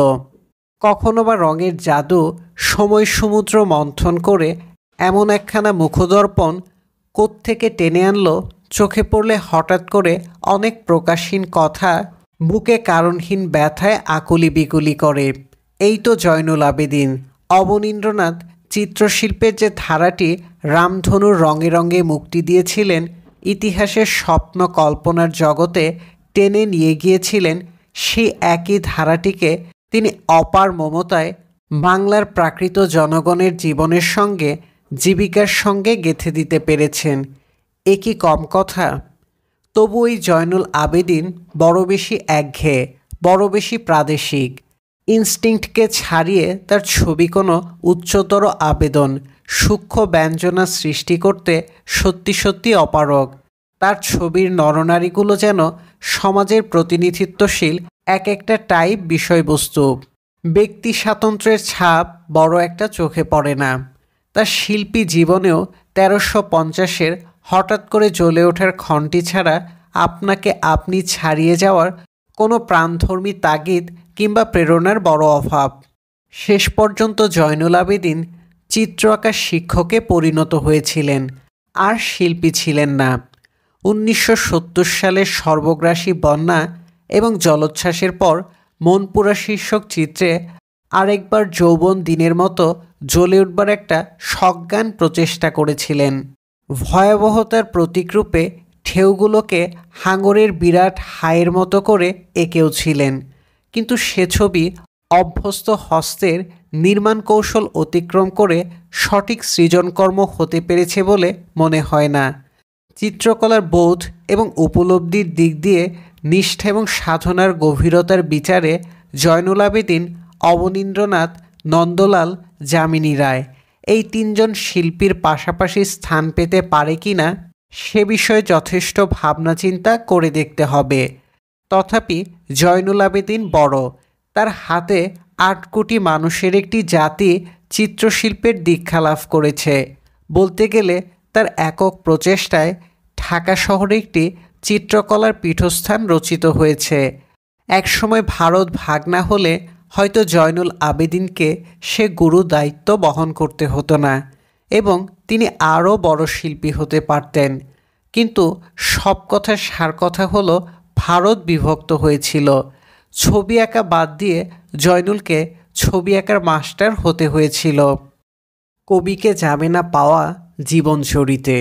রবীন্দ্রনাথের এই ছন্দিত বাক্য কবির বেলায় সত্য হতেও পারে, কিন্তু কবিকে পাওয়া যাবে কোথায়? সহজ উত্তর কবিতায়। কিন্তু কবিতায় যেটুকু পাওয়া যায়, অর্থাৎ কবির প্রাণ, পাতালের আলো আধারের ঝিকিমিকি সেই চিন্ময় প্রাপ্তিতে মন যখন বশ মানে না, বুদ্ধি সন্তুষ্ট হতে চায় না, বাকিটুকু খুঁজতে হবে কোথায়? তারও সহজ উত্তর জীবনে। তাহলে কথাটা দাঁড়ালো এই, কবিকে পাওয়া যাবে প্রথমে কবিতায়, তারপরে জীবনচরিতে, অবশ্য যদি হয় তেমন জীবনচরিত। শিল্পীকে পাওয়া যাবে শিল্পে, সেটাও এক ধরনের পাওয়া বটে। সে পাওয়া দিয়ে শিল্প উপভোগ করা যায়, তারিফ করা যায়, বাহবা দেয়া যায়, কিন্তু শিল্পের বিচার করা যায় না। রেনেসাঁস পরবর্তী যুগে অনেক কলা সমালোচক রেনেসাঁস যুগের চিত্রকর ও ভাস্করদের অঙ্কন রীতি এবং নির্মাণশৈলীর নানা রকম ব্যাখ্যা বিচার করেছেন। চিত্রকলা এবং ভাস্করদের ইতিহাসে কার কোথায় স্থান, কার প্রভাব কার উপরে কতটুকু, কার প্রাতিস্থিতিকতা কতদূর, এইসব নিয়ে বিস্তর পাণ্ডিত্যপূর্ণ আলোচনা সমালোচনা রয়েছে। ভাষারই সেই সুবিখ্যাত গ্রন্থটির পাশে এইসব তত্ত্ব এবং তথ্যবিন্যাস। নন্দন তত্ত্বের রূঢ়তন্ত্র বিস্তার বড় বেশি কাগজে এবং বড় বেশি মেকি মনে হয়। তার একটি মুখ্য কারণ ভাষারই শিল্পের আর শিল্পীর এমন একটি সম্পর্ক দাঁড় করিয়েছেন পিতামাতার সঙ্গে পুত্রকন্যার সজীব অচ্ছেদ্য সম্পর্কের তুলনামাত্র যার সাথে করা যায়। তিনি বহু খ্যাত, কম খ্যাত এবং একেবারে অখ্যাত শিল্পী আর ভাস্করদের জীবন বৃত্তান্ত এমনভাবে সংকলন করেছেন, তাদের পছন্দ অপছন্দ, ঘরোয়া স্বভাব এবং বেপরোয়া প্রবণতাসমূহ এমনভাবে ধরেছেন, শিল্পে সেগুলোর ছায়াপাত কিভাবে ঘটেছে এমনভাবে দেখিয়ে দিয়েছেন, কাচের আধারে, শাখাপত্রে, পল্লবে মুকুলে বর্ধিঞ্চু তরুর দীঘল শরীর যেমন দৃষ্টিগোচর, তেমনইভাবে শিল্পীদের মানস পরিণতির ছবিটি লক্ষ্যগোচর হয়ে উঠেছে।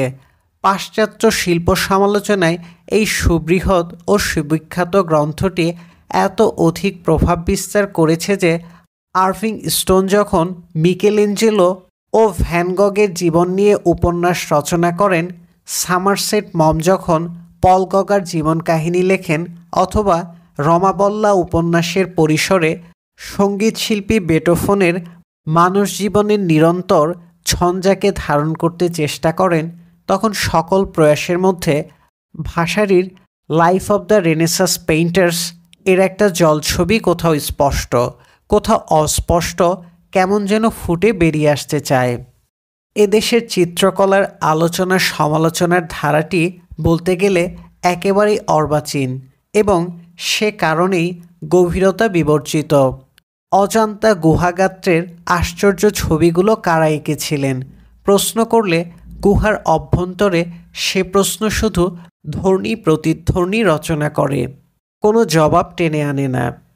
তাজমহলের স্থপতি কে বা কারা, এ ব্যাপারেও একরাশ মৌনতা চারপাশ থেকে ছুটে এসে প্রশ্নকারীর কণ্ঠস্বর গ্রাস করে ফেলে, জবাব মেলে না।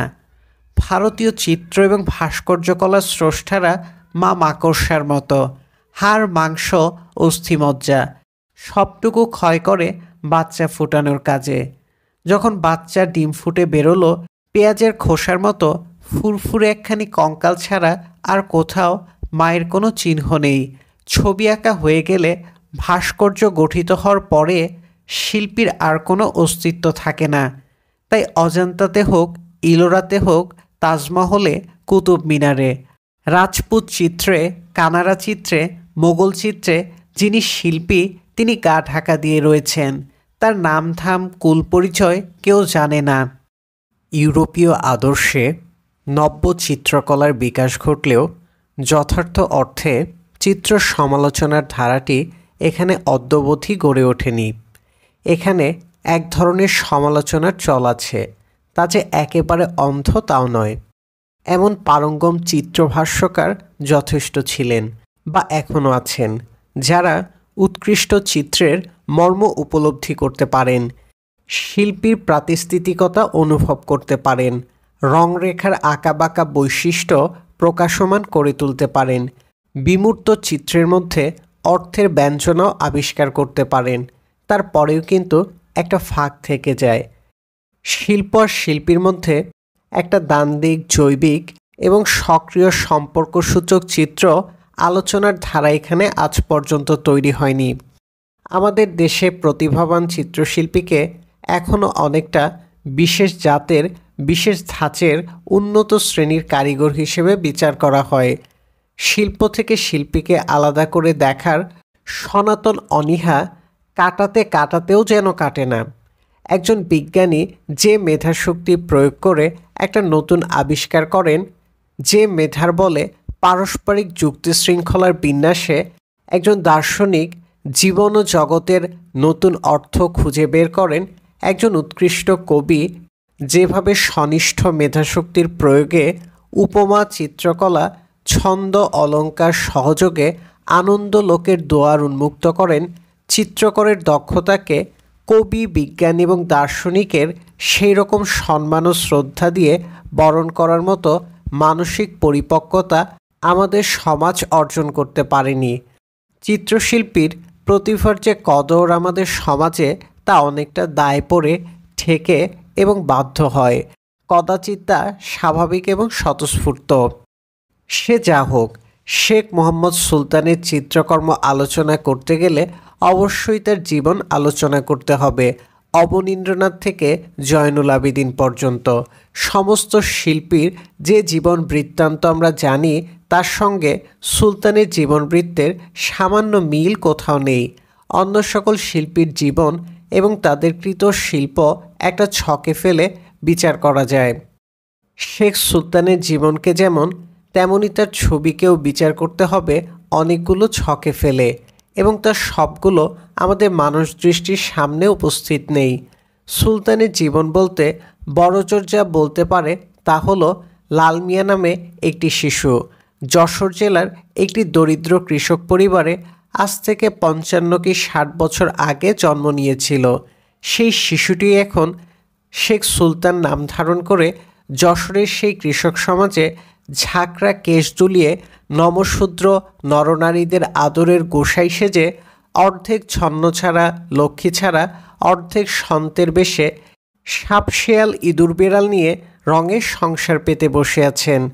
আজকের দিনে সুলতান বলতে যশোরের যে ঝাঁকড়া কেশের আওলা ঝাওলা মানুষটিকে বোঝায়, যিনি পৌরত্বের চৌকাঠে কিছুদিন আগে পা রেখেছেন।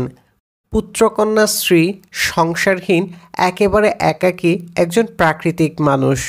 তিনি যখন এই পৃথিবী ছেড়ে চলে যাবেন, 1977 সালে ঢাকায় শিল্পকলা একাডেমির প্রদর্শনী উপলক্ষে আঁকা এই সকল চিত্র সন্তান ছাড়া তার নামের অমরতা ঘোষণা করার আর কেউ থাকবে না।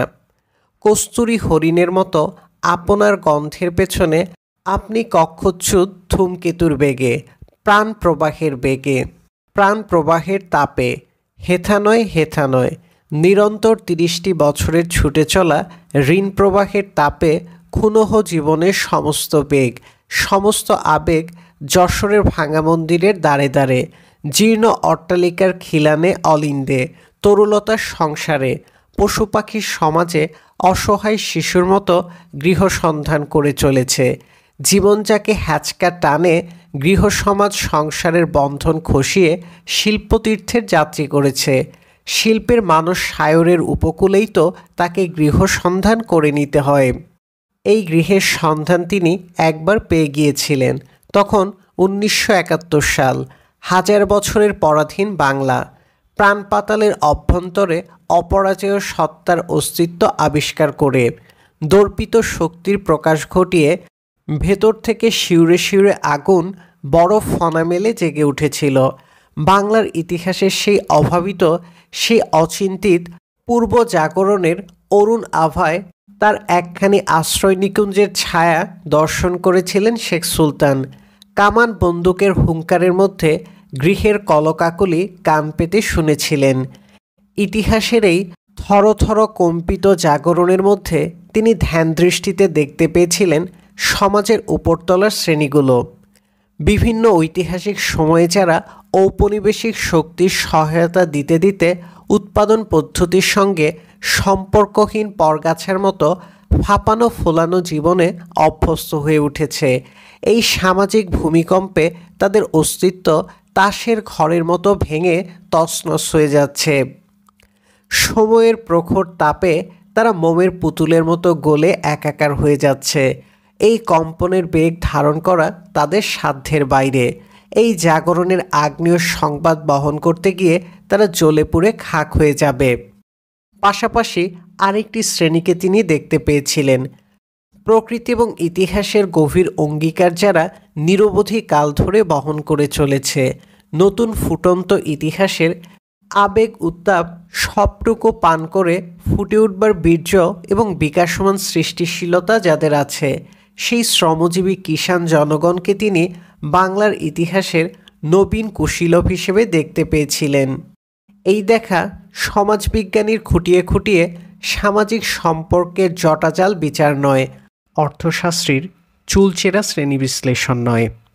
এ দেখা শিল্পীর দেখা। বিন্দুতে সিন্ধু ঝিল মিলিয়ে ওঠে। ক্ষুদ্র তিল পরিমাণ বীজকণার অন্তরে সম্ভাবনার স্বপ্ন নিয়ে শায়িত থাকে বিশাল মহিরুহ। তাই সুলতানের কৃষক জয়নুল আবেদিনের কৃষক নয়। জয়নুল আবেদিনের কৃষকেরা জীবনের সংগ্রাম করে, সুলতানের কৃষকেরা জীবনের সাধনায় নিমগ্ন। তারা মাটিকে চাষ করে ফসল ফলায় না, পেশির শক্তি দিয়ে প্রকৃতির সঙ্গে সঙ্গম করে প্রকৃতিকে ফুলে ফসলের সুন্দরী সন্তানবতী হতে বাধ্য করে।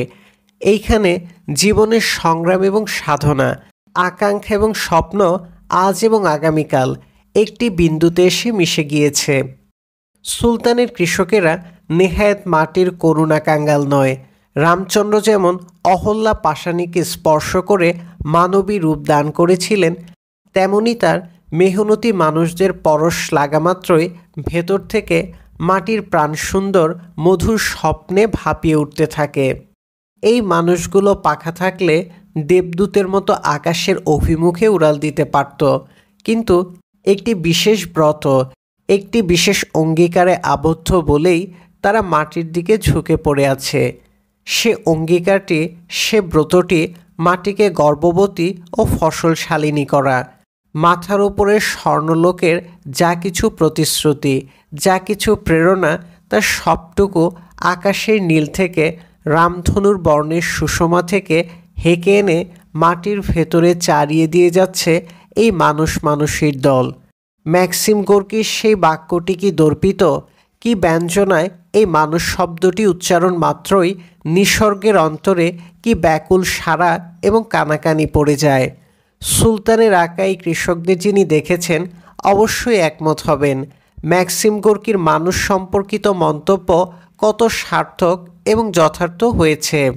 ইতিহাসের অয়নান্তকালের একটি নতুন শ্রেণী সম্পর্ক প্রাকৃতিকভাবে নতুন ঐতিহাসিক বলে বলীয়ান হয়ে, নতুন সামাজিক প্রেরণায় উদ্বুদ্ধ হয়ে যখন জাগ্রত হয়, শিল্পকলাতে সে সমাজের ব্যক্তি স্বরূপের অভিব্যক্তি যখন ঘটতে থাকে, তখন ব্যক্তি ব্যক্তিমাত্র থাকে না, জাগরণশীল নিরিখের অংশ হয়ে যায়। রেনেসাঁ যুগের চিত্রকলা এবং ভাস্কর্যের মধ্যে একবার জাগরণশীল নয়া নিখিল পুরনো চরাচরের নাগপাশ ছিন্ন করে মূর্তিমান হয়েছিল।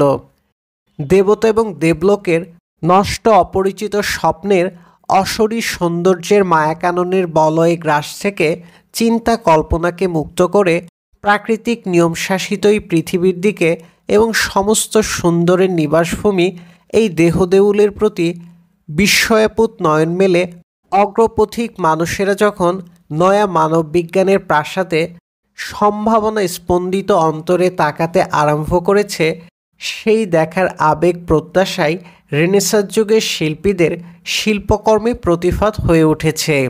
শরীরী সৌন্দর্যের প্রতি এই গভীর অনুরাগ, সুন্দর এবং শক্তির এই যুগল সম্মিলন রচনার কৌশল সুলতানের রেনেসাঁস শিল্পীদের কাছে শেখা।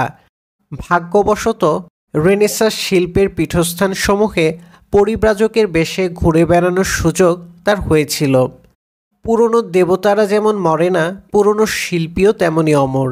গ্রিসের রঙ্গমঞ্চ যখন শুধু একটা স্মৃতিতে পরিণত হয়েছে, দেবী অ্যাথেনির মন্দির যখন একটা পাথুরে কঙ্কাল মাত্র, ভাস্করের খোদাই করা রস লাবণ্য মাখানো মূর্তিসমূহ খোড়া অন্ধ বিকলাঙ্গ কালের প্রবাহ অঙ্গে ধারণ করে সময়ের সমুদ্রে বিলীন গড়িয়ান গ্রিক সভ্যতার যৌবনদিনের কথা স্মরণ করিয়ে দর্শকের বুকে একটা করুণা, একটা দীর্ঘশ্বাস জাগাবার জন্য দিবস রজনী, মাস বছর, যুগ যুগান্ত প্রতীক্ষা করছে, সেই সময়ে খ্রিস্ট ধর্মের বর্বরতা ঠাসা আদিম অন্ধকার থেকে পরিত্রাণের আকাঙ্ক্ষায় আলো আলো বলে চিৎকার করেছে তামাম ইউরোপ। আলো চাই, আরও আলো চাই। টলেডো, কর্ডোভা, গ্রানাডার মূল পণ্ডিতেরা আঙ্গুলির সংকেতের দিক নির্দেশ করল, যাও গ্রিসে যাও। আলো জ্বালানোর কৌশল শিখতে চাও তো গ্রিক লেখকদের লেখা পড়ো, তাদের ধ্যানের দীপ্তি, মননের ঐশ্বর্য অন্তরে ধারণ করো। ইহজাগতিকতা বা সেকুলারিজম, যার অর্থ এই জগৎ সুন্দর, এই জীবনের প্রকাশ্য অপ্রকাশ্য সমস্ত কর্ম, সমস্ত অভিব্যক্তি সুন্দর। প্রাচীন গ্রিস বার্ধক্যের জীর্ণতার ভারে ক্লান্ত শ্রান্ত হয়ে পড়লেও তার হৃদয়ে এই অবিনাশী সৌন্দর্যের প্রেরণার ঝর্ণাধারা এই ধ্বংসস্তূপের অন্তরালে, এই মৃত্যুহীন শীতলতার গভীরে এখনও উষ্ণস্রোতে প্রবাহমান। ইউরোপে সে কি উৎসবের সারা। দলে দলে বলাকারা যেমন মানস সরোবরের সন্ধানে যায়, ইউরোপের আলোকিত আত্মারা প্রাচীন এথেন্স নগরীর অভিমুখে মানসযাত্রা রচনা করল। রব উঠল, গ্রিকদের মতো চিত্র আঁকতে হবে, ভাস্কর্য গড়তে হবে, নাটক লিখতে হবে। খ্রিস্টধর্ম যেসব একান্ত মানবিক বোধের মুখে পাথর চাপা দিয়েছে, সে সমস্ত অর্গল টুটিয়ে দিয়ে একান্ত জৈবিক অনুভূতি সমূহ থরে থরে ফুলের মতো ফুটিয়ে তুলতে হবে। এই ফোটার কাজ শিল্প সাহিত্য, চিত্রে, ভাস্কর্যে, বিজ্ঞানে, দর্শনে এমনইভাবে ঘটেছে, সৃজন ঋতুর কল্পনা করা মাত্রই মন যেন এক লাফে রোম, ভ্যানিস, জেনোয়া এই সকল নগরীর দিকে যাযাবর বিহঙ্গের মতো ছুটে যেতে চায়। শেখ সুলতানের মধ্যে দা ভিঞ্চি, মিকেলেঞ্জেলো, রাফায়েল প্রমুখ শিল্পীর প্রকাণ্ড কল্পনা এবং কল্পনার বলিষ্ঠতার ছাপ এত গভীর এবং অনপনীয় যে মনে হবে এ চিত্রসমূহ কোনো রকমের মধ্যবর্তিতার বালাই ছাড়া সরাসরি রেনেসাঁস যুগের চেতনার বলয় থেকে ছিটকে পড়ে এই 1977 সালে বাংলাদেশের কৃষক সমাজে এসে নতুনভাবে জন্মগ্রহণ করেছে। এই ছবিগুলো আঁকার মতো মানসিক স্থিতাবস্থা অর্জন করার জন্য শেখ সুলতানকে সব দিতে হয়েছে। পরিবারের মায়া, বংশধারার মধ্য দিয়ে নিজের অস্তিত্বকে প্রবাহিত করার স্বাভাবিক জৈবিক আকাঙ্ক্ষা ভেতর থেকে ছেটে দিয়ে এই চিত্র সন্তান জন্ম দেওয়ার একাগ্রপ্রায় কাপালিক সাধনায় নিযুক্ত থাকতে হয়েছে সারা জীবন। শেষ পর্যন্ত অসম্ভব হয়েছে। বাংলার শিল্পীর হাত দিয়ে বাংলার প্রকৃতি এবং বাংলার ইতিহাসের একেবারে ভেতর থেকে রেনেসাঁস যুগের ফুল ফুটেছে। সুলতানের সাধনা মিথ্যা হয়ে যেত যদি না বাংলার শিল্পীর সঙ্গে সহযোগিতা করে একটি যুদ্ধ বাঁধিয়ে দিয়ে ইতিহাসের জাগ্রত দেবতা আপন স্বরূপে শিল্পীর সামনে এসে না দাঁড়াতেন। এখানেই সুলতানের অনন্যতা, এখানেই বাংলা কোনো শিল্পীর সঙ্গে, ভারতবর্ষের কোনো শিল্পীর সঙ্গে সুলতানের তুলনা চলে না। অবনীন্দ্রনাথ, যামিনী রায়, নন্দলাল, জয়নুল আবেদিন, আবদার রহমান চাকতাই, নাগি এই সকল দিকপাল শিল্পীর মধ্যে যতই পার্থক্য থাকুক, তবু সকলের মধ্যে অন্তর্নিহিত যোগসূত্র অবশ্যই রয়ে গেছে। হ্যাভেল ভারতীয় শিল্পাদর্শে যে ব্যাপক সংজ্ঞাটি দিয়েছেন, কেউ তার আওতা ছাড়িয়ে যেতে পারেননি, একমাত্র সুলতান ছাড়া। বাংলা কাব্যের ক্ষেত্রে মাইকেল মধুসূদন যখন মহাকাব্য লিখেছেন, তার বহু আগেই ইউরোপে মহাকাব্য লেখার কাজ চুকে বুকে গেছে, কিন্তু মধুসূদন মহাকাব্য লিখলেন বাংলায়। মধুসূদন দত্তের মহাকাব্য বাংলার সাহিত্য গগনের সূর্যসংকাশ দীপ্তি নিয়ে অনন্যতার নিদর্শন হয়ে মানব কল্পনার কুতুব মিনারের মতো দাঁড়িয়ে আছে, তাতে সন্দেহ নেই। কিন্তু এই অতিকায় কল্পনার বোঝা আরও অধিক বহন করবার জন্য তার স্বগোত্রীয় কবিকুলের মধ্যে দু চারজনের আকাঙ্ক্ষা জন্মালেও ক্ষমতা কারো যে ছিল না, তা তো প্রমাণিত হয়েছে। সুলতানের এই চিত্রগুলো অনেকটা সে গৌরবে গড়িয়ান। শিল্প সাহিত্যের ইতিহাসে এমন মাহেন্দ্রক্ষণের হঠাৎ হঠাৎ আবির্ভাব ঘটে, যখন গোটা ইতিহাসের ধারাটাই শিল্পীর চেতনালোকে মাতম করে ওঠে। সেই বিশেষ সময়টিতে নিসর্গের স্থূল চিকন দৃষ্টি অগোচর কার্যকরণ সম্পর্কের সম্পূর্ণ সূত্রটাই শিল্পী চেতনার মুলুকে এমনভাবে প্রতিফলিত হয়ে ওঠে যে বেশিরভাগ ক্ষেত্রেই এই গহন ক্রিয়া প্রতিক্রিয়ার স্বভাব সম্বন্ধে শিল্পীর নিজেরও কোনো স্বচ্ছ যুক্তিনিষ্ঠ ধারণা থাকে না। তা থাকা সম্ভবও নয়, আর শিল্পীর জন্য প্রয়োজনও নয়। এই একান্ত সঙ্গোপন ক্রিয়া প্রতিক্রিয়ার দোলা, যার আবেশে শিল্পী সব ভুলে শিল্পকর্মে মনোনিবেশ করে, তার সহজ নাম প্রেরণা। প্রেরণার স্পর্শ না পেলে কিছুই নির্মাণের স্তর অতিক্রম করে শিল্পকর্মের ব্যঞ্জনা লাভ করে না। আবার সব শিল্পীর প্রেরণার ধরনও এক নয়। প্রেরণা নিজের অস্তিত্বকে পুড়িয়ে অন্যরূপে রূপান্তরিত করার সুন্দর সুখকর আনন্দ বেদনাদায়ক অনুভূতি। এই অনুভূতি বিভিন্ন সময়ে বিভিন্ন রং বিভিন্ন রসে আত্মপ্রকাশ করে। কোনো বিশেষ সময়ে স্নিগ্ধ রং শান্ত রস, কোনো সময়ে উজ্জ্বল চড়া খুন খারাপির মতো রং আর ভয়ঙ্কর রস প্রাধান্য পায়। সময়ের বৈশিষ্ট্যের মতো শিল্পীর ব্যক্তিত্বের বৈশিষ্ট্যভেদেও এক এক রং এক এক রস মুখ্য হয়ে ওঠে। কোনো শিল্পী স্নিগ্ধ রঙের শান্ত রসের, কোনো শিল্পী মধুর রসের আর চিত্তহারী রঙের, কোনো শিল্পী হালকা ফুরফুরে তুলিতে একা রস বিকশিত করতে পারেন। রাগ সঙ্গীতের মতো, যেমন সব রাগ সকলের কণ্ঠে সমান খেলে না। শিল্পে যুগ বিভাগ, অর্থাৎ এক এক যুগের শিল্পের প্রণিধানযোগ্য বৈশিষ্ট্যসমূহকে সাধারণ লক্ষণ ধরে নিয়ে এক যুগের শিল্পকর্মকে অন্য যুগের চাইতে আলাদা করার একটা প্রচলিত পদ্ধতি আছে। তাতে সময়ের রং এবং রসের ব্যাপারটিকেই নির্ণায়ক হিসেবে ধরা হয়। শিল্পীর ক্ষমতা এবং যোগ্যতায় যত আকাশ পাতাল ফারাক থাকুক কেন, একই সময়ের সৃষ্ট নানা শিল্পের মধ্যে একটা সাধারণ ব্যাপ্ত লক্ষণ অবশ্যই ধরা পড়বে। প্রাক রেনেসাঁস চিত্রের একটা সাধারণ সহজে চেনা যায় এমন কতিপয় বৈশিষ্ট্য রয়েছে। তেমনি রয়েছে রেনেসাঁস, উত্তর রেনেসাঁস, ইমপ্রেশনিস্ট, ইমেজিস্ট, সুররিয়ালিস্ট। প্রতিটি যুগের শিল্পের আলাদা আলাদা কতেক সাধারণ ধরন। কোনো কোনো শিল্পীর চেতনায় ইতিহাসের আন্তলীন সূত্রটি রক্তশিখায় জ্বলে ওঠে, মাদল ধ্বনিতে বেজে ওঠে। কেন কেন আতস কাজ সূর্যের সামনে ধরলে আগুন জ্বলে, সাধারণ কাজ জ্বলে না কেন? সেই রকম কোনো কোনো জাতের শিল্পী আছে, উপযুক্ত সমিত পেলে চেতনায় গোটা ইতিহাসের ধারাটি জ্বালিয়ে তুলতে পারেন।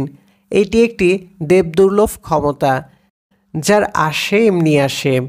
ইতিহাস যাকে মনোনীত করেন অনেক দুঃখ নিয়েই যোগ্য করে তোলেন, অনেকে আবার দুঃখ সহ্য করেন বটে, কিন্তু শিল্প সৃজনলোকে নির্বাণ লাভ করতে পারেন না, এও বটে। তুলনা করলে দেখা যাবে শিল্পতীর্থের অভিযাত্রী হাজার হাজার জনের মধ্যে কৃচিত কখনো দু একটি প্রাণ সেই অমরলোকে সশরীরে হাজির হতে পেরেছে। তান্ত্রিক সাধনার মতো শোনাবে। শিল্প সাধনা আসলে এক ধরনের তান্ত্রিক সাধনারই ফলিত প্রকাশরূপ।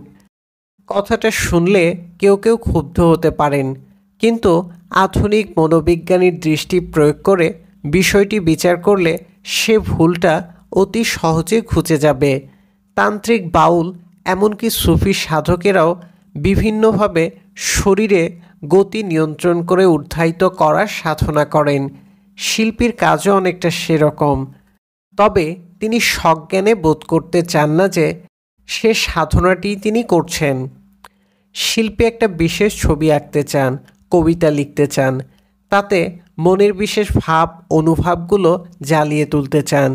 এই বিশেষ ছবি আঁকতে গিয়ে, বিশেষ কবিতা লিখতে গিয়ে তাকে সর্বপ্রথম নিজের অস্তিত্বের বিপক্ষে যেতে হয়। হয়তো অস্তিত্বের বিপক্ষে যাত্রা করেও আরেকটি অস্তিত্ব কেউ কেউ আবিষ্কার করেন। সমাজ যদি এই বৃহত্তর অস্তিত্ব অভিমুখে যাত্রার পথ করে না দেয়, শিল্পীর সংবৃদ্ধি এবং পরিবৃদ্ধির সেখানেই ইতি। শিল্পীকে সমাজের নানা কিছুর মধ্য দিয়েই পথ কেটে বয়ে যেতে হয়।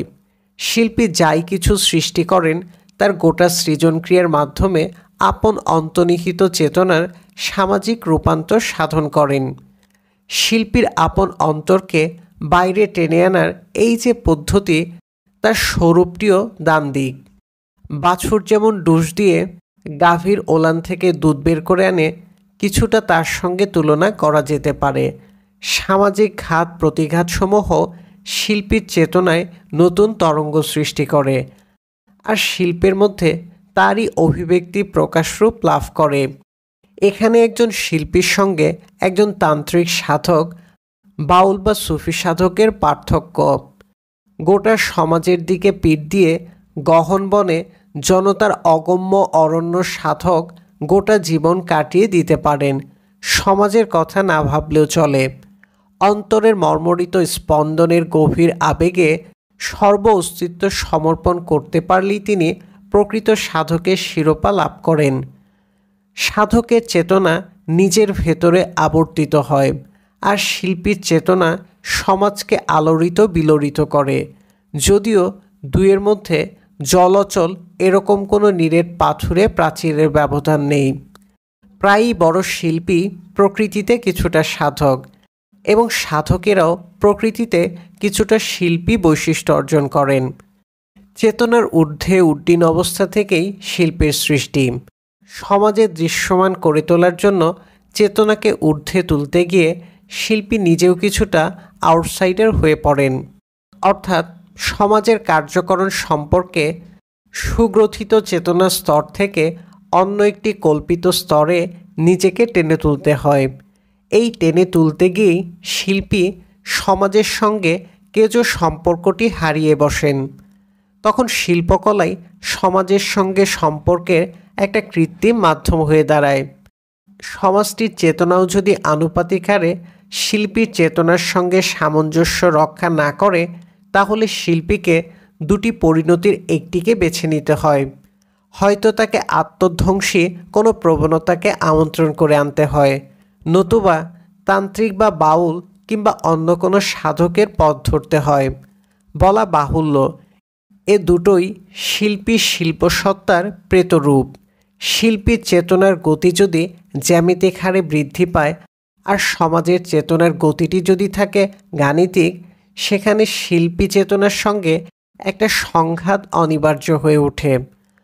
বড় শিল্পী, বড় কবি, বড় লেখকদের জীবনের চেতনার এই বিস্তৃত অগ্রথিত সময়কে বলা হয় মানব সংকটকাল। এমনও দেখা যায় কোনো কবি, কোনো শিল্পী জীবদ্দশায় একজনও সহৃদয় হৃদয় সংবেদী পাঠক বা দর্শক পেল না। দেখা গেল মৃত্যুর পরে তার লেখা কবিতা বা আঁকা ছবি নিয়ে সমাজে বেশ মাতামাতি চলছে। উদাহরণস্বরূপ বোদলেয়ারের কথা বলা যেতে পারে। বোদলেয়ার তার জীবদ্দশায় একেবারে অনালোচিত থেকে গেছেন। জীবনানন্দ দাশ ট্রামের তলায় পড়ে মারা গিয়েছিলেন। সে সংবাদটিও ভালো করে কাগজে ছাপা হয়নি। এটা কেন ঘটে? ঘটে এ কারণে যে শিল্পী বা কবির চেতনা ঋদ্ধি সমৃদ্ধি লাভ করেছে এবং শিল্পের মাধ্যমে সমাজের সঙ্গে যোগাযোগের চেষ্টা করছে। কিন্তু সে হারে সমাজের নারী চঞ্চল হয়ে ওঠেনি। তাই সমাজের বুকে কোনো সাড়া, কোনো চঞ্চলতা জাগছে না। পরে যখন সমাজ সাড়া দেওয়ার শক্তি অর্জন করেছে, তখন হয়তো দেখা যাবে শিল্পী বেঁচে নেই। অনাত্মীয় সমাজের দ্বারে দ্বারে হৃদয়ের অর্ঘ সাজিয়ে কত কবি শিল্পী যে জীবনের জ্বালা জুড়িয়েছেন, শিল্প সংস্কৃতির ইতিহাসে তার দৃষ্টান্তের কি অভাব আছে? সুতরাং কোনো কোনো কবি, লেখক, শিল্পী, বিজ্ঞানী, দার্শনিককে জীবনের শুরু থেকে শেষ পর্যন্ত এই আউটসাইডারই থেকে যেতে হয়। এ কারণেই শিল্পী আউটসাইডার হয়ে পড়েন। দু কারণেই শিল্পী আউটসাইডার হয়ে পড়েন। চেতনার প্রচণ্ড উলম্ফন প্রক্রিয়ার অভিঘাতে কেউ কেউ আউটসাইডার হয়ে পড়েন, আবার কেউ প্রচলিত সমাজ কাঠামোতে কোনো সহায়ক ভিত্তি না থাকার দরুন আউটসাইডার হয়ে পড়েন। শিল্পতত্ত্ব সম্পর্কে কিছু কথা বলা হলো এ কারণে যে শেখ মোহাম্মদ সুলতান তার জীবনে আদি, মধ্য, এমনকি হালের অন্তপর্বেও এই আউটসাইডারের জীবনই যাপন করে যাচ্ছেন। কোনো কোনো মানুষ জন্মায়, জন্মের সীমানা যাদের ধরে রাখতে পারে না, অথচ তাদের সবাইকে ক্ষণজন্মাও বলা যাবে না। এমন অদ্ভুত প্রকৃতির শিশু অনেক জন্মগ্রহণ করে জগতে। জন্মের বন্ধন ছিন্ন করার জন্য যাদের রয়েছে এক স্বাভাবিক আকুতি, তাদের সকলের জন্মে জন্মান্তর ঘটে না, কোটিতে গুটি হয়তো মেলে। যারা জন্মেই জন্মান্তরের নির্বাণ লাভ করে, জীবনের দেবতা আপনি এগিয়ে এসে তাদের প্রাণের দেহলিতে সে আশ্চর্য পিদিম জ্বালিয়ে দিয়ে যান। সৌভাগ্য হোক, দুর্ভাগ্য হোক, এ সকলের হয় না। শেখ মোহাম্মদ সুলতান সে সৌভাগ্যের বরে ভাগ্যবান, আবার সে দুর্ভাগ্যের অভিশাপে অভিশপ্ত। সুলতান ওরফে লাল মিয়ার জন্ম যশোর জেলার নড়াইল মহকুমার একটি কৃষক পরিবারে। কৃষি ছাড়াও তার বাবা বছরের অকর্মা মাসগুলোতে কিছু বাড়তি আয়ের জন্য করতেন রাজমিস্ত্রির কাজ। রাজমিস্ত্রি গ্রামীণ সমাজের পেশা বিচারে একটি বিশিষ্ট কর্ম। সে যাক, উত্তরাধিকার সূত্রে বিচার করলে বড়জোর এটুকু বলা যেতে পারে, রাজমিস্ত্রির শিল্পী পিতার কাছ থেকে লাল মিয়ার মনে অপূর্ব বস্তু নির্মাণের আকাঙ্ক্ষা জাগ্রত হয়। কিন্তু সেটাও সবার কাছে পুরোপুরি গ্রহণযোগ্য হবে তেমন বলার উপায় নেই। সে যা হোক, শিশু লাল মিয়ার সুযোগ পেলেই কাঠকয়লা দিয়ে ছবি আঁকত। রং পেলে তো কথাই নেই, কিন্তু রং পাবে কই? তাই সে কাঁচা হলুদ আর পুঁই গাছের ফলের রস টিপে টিপে ছবি আঁকত। একদিন লাল মিয়ার আঁকা এই সকল ছবি স্থানীয় জমিদারের দৃষ্টিতে পড়ে। জমিদার মশাই খুবই অবাক হয়ে যান। তিনি লালকে ছবি আঁকার কিছু রং কিনে দেন এবং স্কুলে ভর্তি করিয়ে দেন। সেখানে তার পড়াশোনা কতদূর হয়েছিল বিশদ জানা যায়নি, তবে এইটুকু সত্য যে স্কুলের শেষ পরীক্ষা পাশ করার আগে লাল মিয়া পালিয়ে কলকাতা চলে যায়। কলকাতাতেই কিভাবে জানা যায়নি, কলা সমালোচক শাহেদ সরোয়ার্দির চোখে পড়ে কিশোর লাল মিয়ার ছবি। তিনি তাকে বাসায় নিয়ে খাওয়া থাকার ব্যবস্থা করে দেন, জামা কাপড় কিনে দেন এবং নির্ধারিত যোগ্যতা না থাকা সত্ত্বেও সুপারিশ করে আর্ট স্কুলে ভর্তি করিয়ে দেন। তার নামান্তর ঘটে যায়। সোহরাওয়ার্দী সাহেব লাল মিয়ার নতুন নামকরণ করলেন শেখ মোহাম্মদ সুলতান। এই নামান্তর ঘটিয়েই জন্মান্তরের একটি ধাপ পার করে দিলেন। আর্ট স্কুলেও তার আঁকিবুকির পালা সাঙ্গ হবার আগে লাল মিয়া ওরফে সুলতান আরও একবার নিরুদ্দেশের পথে পা বাড়ালেন। রবীন্দ্রনাথের অতিথি গল্পের শেষ সুকুমার স্নিগ্ধকান্তি কিশোরটির মতো অযাচিতভাবে পাওয়া আদর যত্ন, বিত্তবৈভব এবং ভাবী স্ত্রীর মায়া পরিত্যাগ করে বিয়ের দিন সে কাউকে না বলে শ্বশুরবাড়ি ছেড়ে পালিয়ে গিয়েছিল। প্রথমবার গ্রামের লাল মিয়া পালিয়ে শহর কলকাতা এসেছিল। দ্বিতীয়বার শহর কলকাতা ছেড়ে কন্যাকুমারিকা থেকে হিমালয় পর্যন্ত প্রসারিত গোটা ভারতবর্ষ অভিমুখে তিনি ছুটে গিয়েছিলেন। শাহেদ সরোয়ার্দির মতো একজন স্নেহশীল অভিভাবকের আশ্রয় সোহরাওয়ার্দী পরিবারের গরিমা কিছুই সুলতানকে আটকে রাখতে পারেনি। তখন দ্বিতীয় মহাযুদ্ধের কাল। সুলতান ৫-১০ টাকার বিনিময়ে গোড়া সৈন্যের ছবি আঁকছে আর ভারতের শহর থেকে শহরে ঘুরে বেড়াচ্ছে। ভয় ভাবনা নেই, দায় দায়িত্ব নেই, আছে শুধু সুন্দরের প্রতি সুতীব্র আকর্ষণ আর ছুটে চলার গতি। এই সময় আঁকা ছবিগুলোর কি হয়েছে, কোথা থেকে কোথায় গেছে কেউ বলতে পারে না।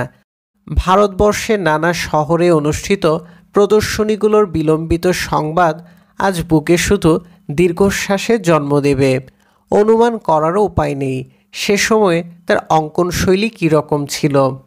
সময়ের এবং বয়সের ব্যবধানে কতদূর বিবর্তিত এবং রূপান্তরিত হয়েছে অঙ্কন রীতি, বোধ এবং উপলব্ধি। তারপরে ভারত ভাগ হলো। সুলতান এলেন পাকিস্তানে। তৎকালীন পশ্চিম পাকিস্তানের লাহোর, করাচিতে অবস্থান করার সময় কখনো ঘর বাঁধার স্বপ্ন এ ঘরছাড়া মানুষটির মনে ঘনিয়ে এসেছিল কিনা সে অন্তর্গত সমাচার দেয়া রীতিমতো দুঃসাধ্য। সুমাকা কাজল কাটা কোনো রমণীর ব্রীড়াভঙ্গি তাকে চঞ্চল এবং উতলা করেছিল কিনা বলতে পারবো না। তেমনি করতে পারবো না ছবি সম্পর্কে কোনো মন্তব্য। এ সময় তিনি বিমূর্ত রীতিতে নাকি দেদার ছবি এঁকেছেন। পরিকন্যা স্তনের গল্পের মতো কেবল গল্পই শুনব, কোনোদিন চোখে দেখতে পাবো না। তৎকালীন পশ্চিম পাকিস্তানে তার অনেক প্রদর্শনী হয়েছে। অনেক বিখ্যাত ব্যক্তি সেই সকল প্রদর্শনী উদ্বোধন করেছেন। সংবাদপত্রের প্রশংসা প্রশস্তি সবটুকু হারিয়ে যায়নি। নানা সাময়িকীর কল্যাণে দু একটা মুদ্রিত ব্লকও হয়তো সন্ধান করলে পাওয়া যাবে।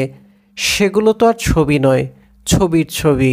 সুতরাং কোনো সুচিন্তিত মন্তব্য করা অসম্ভব। বিলেতে অনুষ্ঠিত প্রদর্শনীর ছবিগুলো সম্পর্কেও আমরা একই রকম অন্ধকারে থেকে গেছি। যদিও নিউ স্টেটসম্যান পত্রিকায় উষ্ণ আলোচনা থেকে অনুভব করতে পারি ছবিগুলো ভালো হয়েছিল এবং দর্শকেরা প্রাণভরে উপভোগ করছিলেন। কিন্তু আসল ছবি যেখানে অনুপস্থিত সেখানে কি কোনো কথা চলে? মন্তব্যগুলো শুনে যাওয়া ছাড়া গত্যন্তর নেই। বিলেতের পর আমেরিকা, সেখানেও সুলতান ছবি এঁকেছেন। সে ছবিগুলো কে কিনেছে, কোথায় কিভাবে আছে, অস্তিত্ব নিয়ে বেঁচে আছে না হারিয়ে গেছে, কার কাছে জিজ্ঞেস করলে সদুত্তর পাওয়া যাবে জানি না। এখানেই নিরুদ্দেশ যাত্রার ইতি। অন্য 40 বছরের জীবনের একটানা ছুটে চলা খড়বিভাগী জীবনের সম্পর্কে কোনো গহন কথা আমরা যেমন উচ্চারণ করতে পারবো না, তেমনি তার এ সুদীর্ঘকালের আঁকা ছবির উপর কোনো মন্তব্য, কোনো বক্তব্য রাখতে পারবো না। তাবৎ কলা সমালোচকের মনে সুলতানের এ পর্যায়ে আঁকা ছবিগুলো একটা অতৃপ্ত কৌতূহল এবং একটা আফসোসের বিষয় হয়ে থাকবে। সুতরাং সুলতান বলতে যশোরের গ্রাম নিবাসী মুসলমান চাষি এবং নমশূদ্র জীবনের একান্ত শরিকেই মানুষটিকেই চরম ও পরমভাবে মেনে নিতে হবে। তার জীবনের যেন কোনো সূচনা নেই, শৈশব নেই, কৈশোর নেই। হঠাৎ করে বাংলাদেশের ইতিহাসের ভেতর থেকে একরাশ কাঁচা পাকা বাবরি চুল দুলিয়ে জেগে উঠেছেন। তার ছবির সম্পর্কেও একই কথা। এই ছবিগুলো অতীতের একেবারে কোলঘেঁষা অন্ধকার ভেদ করে দলে দলে জগৎ সংসারের কাছে এই মানুষ, এই সভ্যতা, এই সমাজ, এই ইতিহাস এবং এই ঐতিহাসিক সংগ্রামের বার্তা প্রেরণ করার জন্য যেন আচমকাকার মন্ত্রমুগ্ধ আহ্বানে ছুটে এসেছে। এই যুদ্ধ, এই জাগরণের একটা উল্লসিত বার্তা তো ছবিগুলোর মধ্যে আছে। হাজার হাজার বছরের পরাধীন শৃঙ্খল ছিন্ন করে একটা জাতি প্রাকৃতিক সত্যের মতো জেগে উঠেছে। শিল্পীর তুলিতে যখন এই জাগরণ বৃত্তান্ত মূর্তিমান হয়, সে প্রবল প্রাণস্পন্দন ঝংকারিত না হয়ে কি পারে? কিন্তু পাশাপাশি একটা বেদনার দিক আছে। সুলতানের আঁকা একটি ছবি আছে যা তিনি প্রদর্শনীতে হাজির করেননি। ছবিটির নাম বিপ্লব। এক একজন শক্ত সামর্থ্য মানুষ আপন হাতে তার মস্তক ছিঁড়ে ফেলে ছুঁড়ে দিচ্ছে, নিজেই নিজের হাত ভেঙে ফেলছে, পা মচকে দিচ্ছে। প্রচণ্ড সামাজিক আলোড়নের ফলে যে বিপ্লবী শক্তি মুক্তি পেয়েছে তা যে কীরকম আত্মঘাতী রূপ নিতে পারে এই ছবিটিতে তার সবটুকু বিধৃত রয়েছে। আজকের বাংলাদেশের বিপ্লবী রাজনীতির আত্মঘাতী ক্রিয়াকলাপ হৃদয়ঙ্গম করার জন্য সুলতানের এই ছবিটি যথেষ্ট। অর্থনীতি, সমাজতত্ত্ব, রাজনীতি কোনো বিষয়ের অবতারণার প্রয়োজন নেই। সুলতান নিরুদ্দেশ যাত্রা অন্তে যখন দেশে ফিরলেন তখন বোধ করি 1954 কি 55 সাল ঢাকাতে জয়নুল আবেদিনের নেতৃত্বে একটি চিত্রপীঠ স্থাপিত হয়েছে। সেখানে সুলতানের কোনো ঠাঁই হলো না। কারণ অতিশয় স্পষ্ট যে নতুন মধ্যবিত্তটি সবেমাত্র জেগে উঠেছে এবং শিল্প সাহিত্যের নানা দিকে হাঁটি হাঁটি পা করে পথযাত্রা শুরু করেছে তার মানস অতিশয় সংকীর্ণ, রাজনৈতিক লক্ষ্য অস্পষ্ট, কুয়াশাচ্ছন্ন। শিল্প সংস্কৃতির কোনো গভীর উপলব্ধিতে রঞ্জিত হয়নি তার মানস পরিমণ্ডল। স্নিগ্ধতার বদলে উগ্রতা, উপলব্ধির বদলে বিক্ষোভ, স্থূল আত্মপ্রতিষ্ঠার দুর্মর মোহ তাকে এমনভাবে পেয়ে বসেছে যে কোনো বিকশিত চেতনার প্রতি প্রণত হওয়া তার ধাতের মধ্যেই স্থান পেতে পারেনি। সুলতানের কলেজের সার্টিফিকেট নেই, এটা একটা উপলক্ষ মাত্র। এমনইভাবে এ শ্রেণী সৈয়দ মুজতবা আলীর মতো সাহিত্যের একজন দিকপালকেও দেশের বাইরে ছুড়ে দিতে সামান্য দ্বিধান্বিত হয়নি। মুজতবা আলীর ক্ষেত্রেও উপলক্ষের অভাব ঘটেনি। আসলে সে সময়টাই ছিল এমন। বাংলাদেশের মধ্যবিত্তটি তার ফিলিস্তিন মানসিকতার কারণে যা কিছু তার জাগতিক অধিকারবোধের বিপক্ষে যায় তার বিরোধিতা করেছে এবং প্রদর্শন করেছে অসহিষ্ণুতা। সৈয়দ মুজতবা আলীর জার্মান বিশ্ববিদ্যালয়ের ডক্টরেট ডিগ্রি ছিল, রবীন্দ্রনাথ ঠাকুরের আশীর্বাদ ছিল, আর বাংলা সাহিত্যের অনুরাগী পাঠক সমাজ ছিল। সর্বোপরি সমাজের উপরতলায় একটা স্থায়ী আশ্রয় ছিল। তাই তিনি নির্বিবাদে ফিরে যেতে পারলেন বিশ্বভারতীতে এবং সেখানে সম্মানের সঙ্গে গৃহীত হলেন। কিন্তু সুলতান, তিনি তো আপন পরিচয়ের সূত্র আপন হাতে কেটে দিয়ে সমাজ এবং সময়ের স্রোতের ভেতর দিয়ে কেবল বয়েই গেছেন। মধ্যবিত্ত, উচ্চবিত্ত, নিম্নবিত্ত কোনো সমাজে গৃহীত হওয়ার মতো কোনো কিছুই তিনি অর্জন করেননি। না স্ত্রী, না পুত্র, না স্বভাব চরিত্র, আদব কায়দা, বিত্তব্যাসাদ, বিশ্ববিদ্যালয়ের ডিগ্রি কিছুই নেই। বুকের তলায় উজ্জ্বল আলোকিত চেতনা ছাড়া তিনি যাবেন কোথায়? বিশ্বভুবনে এমন কে আছে তাকে গ্রহণ করে? আগত্যা তাকে যেতে হলো সেই বহুকাল আগের ছেড়ে আসা পিতৃপুরুষের নিবাসে। সেই কিশোর লাল মিয়ার সঙ্গে একটা বোঝাপড়া করতে হলো। সে কি সোজা কথা? গ্রাম বাংলার লাজুক কিশোরটির সঙ্গে বিশ্ব পরিব্রাজকের ঋদ্ধ সমৃদ্ধ দৃষ্টিবোধের অনুভবের সম্মিলন। শেষ পর্যন্ত তাও সম্ভব হলো। তবে তার পেছনে সুলতানের সক্রিয় চেষ্টার চাইতে সময়ের ধারার ভূমিকাই অনেক বেশি। যে মধ্যশ্রেণীটি 1947 সাল থেকে জেগে উঠতে শুরু করেছিল, 1971 সালে এসে তাকে চূড়ান্ত অনিচ্ছায় একটা যুদ্ধকে কাঁধে নিতে হলো। কিন্তু শ্রেণীটির দোদুল্যমান জাতীয়তার বোধ দিয়ে না পারল জাতীয় আকাঙ্ক্ষার বিকাশ ঘটাতে, না পারল অর্জন করতে যুদ্ধের ভার বইবার মতো ঋজু মেরুদণ্ড। এই শ্রেণীর শৈল্পিক প্রতিনিধি জয়নুল আবেদিন তার মনপুরা শীর্ষক চিত্রমালায় জানাতে বাধ্য হলেন যে বাংলাদেশের মধ্যশ্রেণীর সৃষ্টি ক্ষমতার সবটুকু অবশিত। সত্যি সত্যি তার নতুন কিছু সৃজন করার ক্ষমতা আর অবশিষ্ট নেই।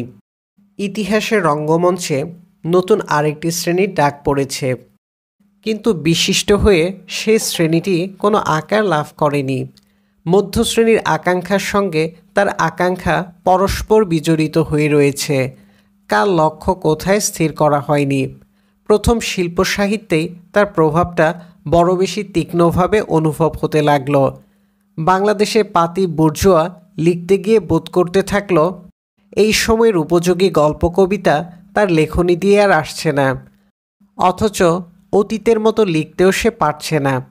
ঘটনার অভিঘাত চঞ্চল চেতনা প্রবাহে ভিন্ন একটা ঢেউ জাগিয়ে দিয়েছে, কিন্তু প্রকাশ করার ভাষা তার নেই। গায়ক অনুভব করল তার কণ্ঠের গানে সময়ের সংবেদনা বেজে উঠছে না। ছবি আঁকিয়েরা অনুভব করল সময়ের খর তরঙ্গের দোলা জাগছে না তাদের চিত্রলেখায়। সর্বত্র একটা কিং কর্তব্যবিমূঢ় অবস্থা। সকলে বুঝতে পারছেন তাদের অন্য কিছু করা উচিত, কিন্তু সেটা কি স্পষ্টভাবে বলতে পারছে না। এই লজ্জার কলঙ্ক ঢাকবার জন্য তারা কোলাহল দিয়ে সুরের অভাব, কথার পাশে কথা গেঁথে সাহিত্যের শূন্যতা পূরণ করার চেষ্টায় অষ্টপ্রহর ব্যস্ত। কিন্তু সময় বড় নিষ্ঠুর। প্রতারকদের সুযোগ দেবে কেন? দোদুল্যমান জাতীয়তার বোধটি আরও দুলিয়ে দিয়ে তাদের নায়ক শেখ মুজিবকে সপরিবারে নিরস্তিত্ব করে দিল সময়। কিন্তু জাতি অর্ধেক ভূমিষ্ঠ হলো, অর্ধেক রয়ে গেল ইতিহাসের জরায়ুর সঙ্গে সংযুক্ত হয়ে। সুলতান শিল্পের জরায়ুর বন্ধন ছিন্ন করে জাতির ইতিহাসকে মুক্ত করে দিলেন। আগামীতে যাদের সাধনায় সংগ্রামে বাংলার ইতিহাস পাবে গতি, সেই অনাহার ক্লিষ্ট রোগগ্রস্ত নজদেহ কিষাণ কিষাণীকে আঁকলেন বীর করে। রেনেসাঁস পেইন্টারেরা যেমন তাদের আঁকা চিত্রে গড়া ভাস্কর্যে মানুষ মানুষীকে সৌন্দর্য এবং অজয়তার প্রতীক করে নির্মাণ করেছেন, সুলতান সেই সৌন্দর্য, সেই অজয়তা চারিয়ে দিয়েছেন বাংলার কৃষাণ কৃষাণীর শরীরে। একটি সমাজের মানুষকে তার তুলি বীর হিসেবে প্রতিষ্ঠা দিয়েছে। বাঙালি মধ্যবিত্তের উত্থান যুগে মাইকেল মধুসূদন দত্ত গাইবমা বীররসে ভাসি মহাগীত বলে বুর্জুয়া প্রতিভু হিসেবে প্রতিষ্ঠা দেওয়ার জন্য উল্লসিত আবেগে শিহরিত চমকিত হয়ে উঠেছিলেন।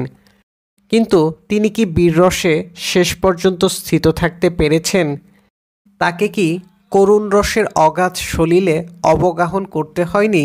সুলতানও কি সবটুকু বীরত্বের প্রতিষ্ঠা দিতে পেরেছেন? তাই যদি হয়, তাহলে নায়কেরা নিজ হস্তে নিজের মস্তক কেন ছেদন করে? কেন তারা নিজের হাত পা নিজে ভেঙে বিজয়ের উল্লাস প্রকাশ করে? তা হোক, তবু মধুসূদন একজন, তেমনি সুলতান আরেকজন। সময়, পরিবেশ, সমাজ, সামাজিক আদর্শ সব আলাদা, তবু তাদের কোনো পূর্বসূরি নেই, নেই কোনো উত্তরসূরি। আচমকা জলতল থেকে সুবর্ণ স্তম্ভের মতো উত্থিত হয়ে দণ্ডায়মান হয়ে রয়েছেন।